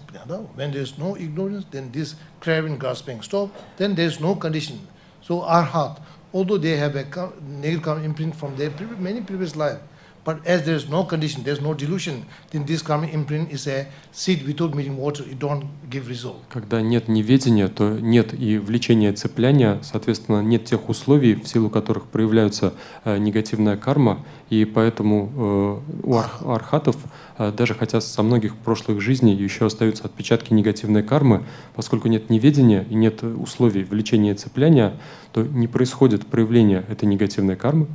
So that's way they are completely free from suffering. Поэтому они полностью свободны от страданий. In this way, dualism and cessation come because of the ignorance disappear in the mind. И вот таким образом возникает пресечение 12-звенной цепи взаимозависимого возникновения с помощью устранения неведения из ума. So when you understand this one, then you will say, aha, wisdom, cognition, emptiness is so important in order to find the teaching on Prajaparamita. If I have to go work for 3 years, I will do, and I find this Prajaparamita teaching. Когда вы к этому придете, то поймете, что учение по Пражняпарамите является очень важным, и даже если ради того, чтобы получить это учение, вам придется пешком идти 3 года, вы скажете, я готов, главное получить это учение. Когда вам очень, тяжелые болезни, в России не найду лекарств.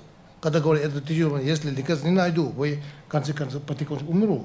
Потом я понял, Африка, там джунгли есть, особые болезни, лекарства есть. Вы там джунгли опасные есть, мы все равно пойду. Понял, да? Понял, да? So, in the same way, this one, maybe you get it, one disease go away. So here is a medicine which, solve all problems, life after life, all problems solve it. Then for that one, if you risk your life, work well. Но здесь, даже если вы найдете это лекарство в Центральной Африке, оно максимум избавит вас от какой-то одной болезни. А в данном случае, когда мы говорим о неведении, то вы избавляетесь от всех своих проблем, которые возникают жизнь за жизнью. Поэтому, если ради такого противоядия вам даже придется пожертвовать жизнью, это того стоит. This wisdom, cognitive emptiness, which you cultivate, how you achieve this wisdom, cognitive emptiness? First, through listening, teaching. Wisdom arises from listening, teaching. Итак, мы говорим о мудрости, познающей пустоту. А как вы обретаете такую мудрость? В первую очередь, на основе мудрости, возникающей на базе слушания учения. Okay. So this one from where? From spiritual master, authentic spiritual master. Откуда берется она? От подлинного духовного наставника. Not just spiritual master who can give you just roughly theory of emptiness. Very detailed, based on root text. И от такого духовного наставника, который передает знания о теории пустоты не просто в общем, а передает подробные инструкции, основанные на коренных текстах. Сейчас мир, я посмотрю, много тибетские лама или дзенские лама или любой лама, я посмотрю, они очень слушают, очень абстрактно пустота, понимаете, да? Даже even they talk it from the Vibhashka, I will say thank you very much. Not from Vibhashka school, not from Sutantrika school. It is Chittamatra school, very good, not anything like that, Ну, если бы они рассказали хотя бы о воззрении Вайбхашики, я бы уже сказал большое спасибо. Спасибо, правильно, понятно. Роди это Вибхашка, кому-то помогает, это воззрение Будда. Вибхашка воззрение, это Будда, это не конец воззрения, это все равно это воззрение. Я говорю, спасибо большое. Ни Вибхашка, ни Сутантрика, ни Читаматра, ни Мадьямика, ни это каш. Понятно, каш, понятно, да? Okay. So, such a knowledge, if you gain it, you become strange, I can tell you. Я точно могу сказать, что если вы получите такие знания, вы станете странными людьми. Странные люди, понятно, да? Okay, ясно, да? So, very important such authentic master who, studied long time on the fourth Buddhist philosophy school, understanding each philosophy school. Very clear. Итак, very clear. Очень важно найти подлинного мастера, духовного наставника, который длительное время изучал все 4 философские школы и ясно представляет воззрение каждой из школ. And not only that, meditate on this, theory of emptiness also. И не только это, а также тот, кто медитировал на теорию пустоты. That's why Lama Tsongkhapa says, quality of spiritual master, Lamrim, 10 quality. First 3, subdue. Through practice of morality, spiritual master should be subdued. И поэтому Лама Цангкапа говорил о наличии 10 качеств подлинного духовного наставника. Если рассматривать первые 3 качества, то первое из них — это укрощенность благодаря практике нравственности. Spiritual master should be morality. Духовный наставник должен быть нравственным человеком. If he himself misbehave everything, how he can teach other people? He himself is a bad example for others. Если он сам плохо себя ведет, то как же он сможет научить других людей? Он сам является дурным примером. Дурной пример, понятно? That's why ради, если вы не очень хорошо, да, ради ученик, жалко ученик, чуть-чуть себя ведет нормально, хорошо, ясно, да? I am not a very good speaker, but for your benefit, I try to act like a not very bad misbehavior. Я не очень хороший духовный наставник, но ради вашего блага я стараюсь не вести себя плохо, неправильно. Понятно, да? Okay, ясно, да? And never say, in the name of Tantra, I can have many wives, many what. You say, this is my weakness. Я никогда не говорю, что во имя тантры мне можно иметь много жен, пить много водки и так далее. Нужно просто сказать, что это слабое место, это моя слабость. Это моя слабость. Закончил. Понял, да? Хорошо. Не обязательно учите совсем отлично, да? Ясно, да? So, through practice of morality, well behavior. Second, through practice of the second training of concentration, some level of good concentration he should have. Итак, Otherwise, how he can teach others? посредством практики нравственности он должен придерживаться хорошего поведения, далее посредством развития однонаправленной концентрации Even not shamatha, some level of concentration he should have. Он должен достичь, если не шаматхи, то хотя бы какого-то уровня сосредоточения. Then, through the practice of the vipassana, so although not direct cognitive emptiness, conceptually cognize emptiness, with a very good theoretical understanding. И посредством практики випашшаны, даже если он не обрел прямое познание пустоты, у него должно быть хорошее концептуальное познание пустоты. with a very good understanding of theory and с хорошим пониманием теории пустоты. Then on the top of it, Lama Tsongkhapa say, spiritual master, that spiritual master, very, kind, he should be kind. В дополнение к этому Лама Цангкапа говорил, что духовный наставник должен быть очень добрым человеком. If he is a good knowledge, if he is not kind, he will misuse you. Если он обладает хорошими знаниями, но не добр, он использует вас в своих целях. So because once you accept that person as your spiritual master, then you have to do what he says. That's why first check it. Can I do what he say? He is kind. If he is kind, there no problem. What he say, I will do it. Потому что если вы приняли кого-то как духовного наставника, то далее вам нужно делать то, что вам говорит учитель. Поэтому предварительно очень важно исследовать, сможете ли вы делать то, о чем он вам говорит, добрый он человек или нет. Then Lama Tsongkhapa says, if spiritual master say against Dharma, then don't do it. That's also very clear. Далее Лама Цангкапа говорил, что если духовный наставник просит сделать что-то противоречащее дхарме, этого не делайте, это очень ясно. Yes, да? Okay. So, yes, да? Okay. Then enthusiasm. Следующее качество — энтузиазм. Not get tired with giving teaching. Every time when disciples want teaching, giving teaching. Он должен без устали давать учения. Каждый раз, когда ученики попросят, он должен даровать учение. And quotation and very vast knowledge of Dharma. Otherwise, if you have little knowledge, you don't get the knowledge. Также он должен обладать очень обширными знаниями дхармы, с цитатами. Иначе, если знания будут очень узкими, вы особых знаний не почерпнете. So these are the quality of spiritual master.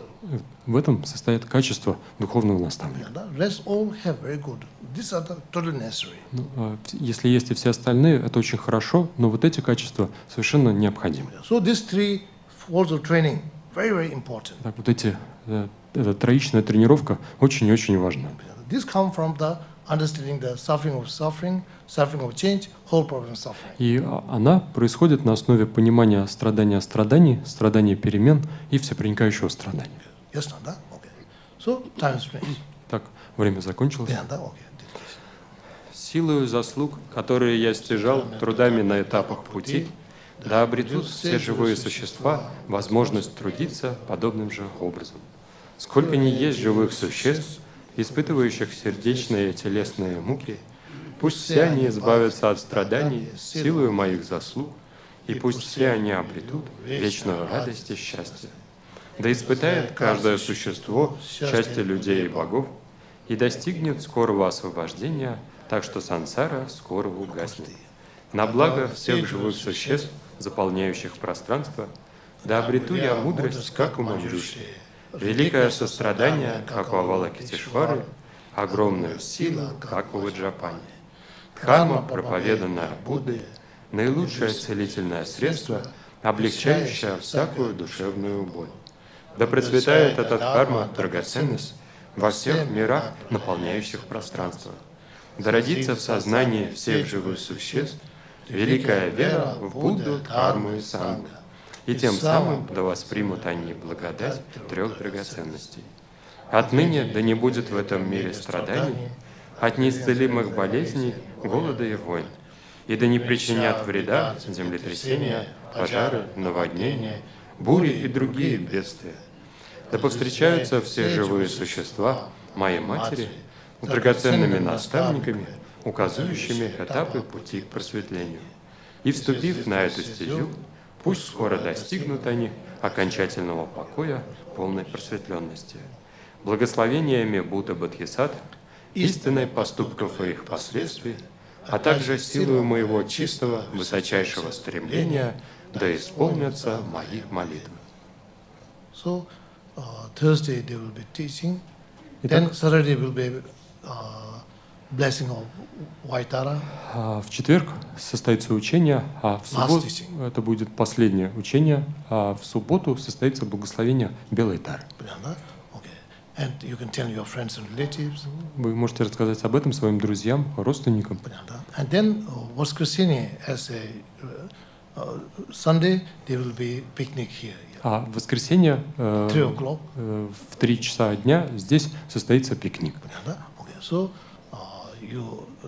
I told Altu take the minimum price for the picnic, so you can eat here and enjoy here. Я Then I go. попросил Артура установить минимальную цену на этом пикнике. Вы сможете здесь кушать, сможете здесь отдыхать, а далее я уеду. Okay. So don't eat lunch. So you eat lunch, dinner together here.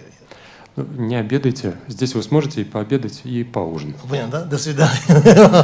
Okay.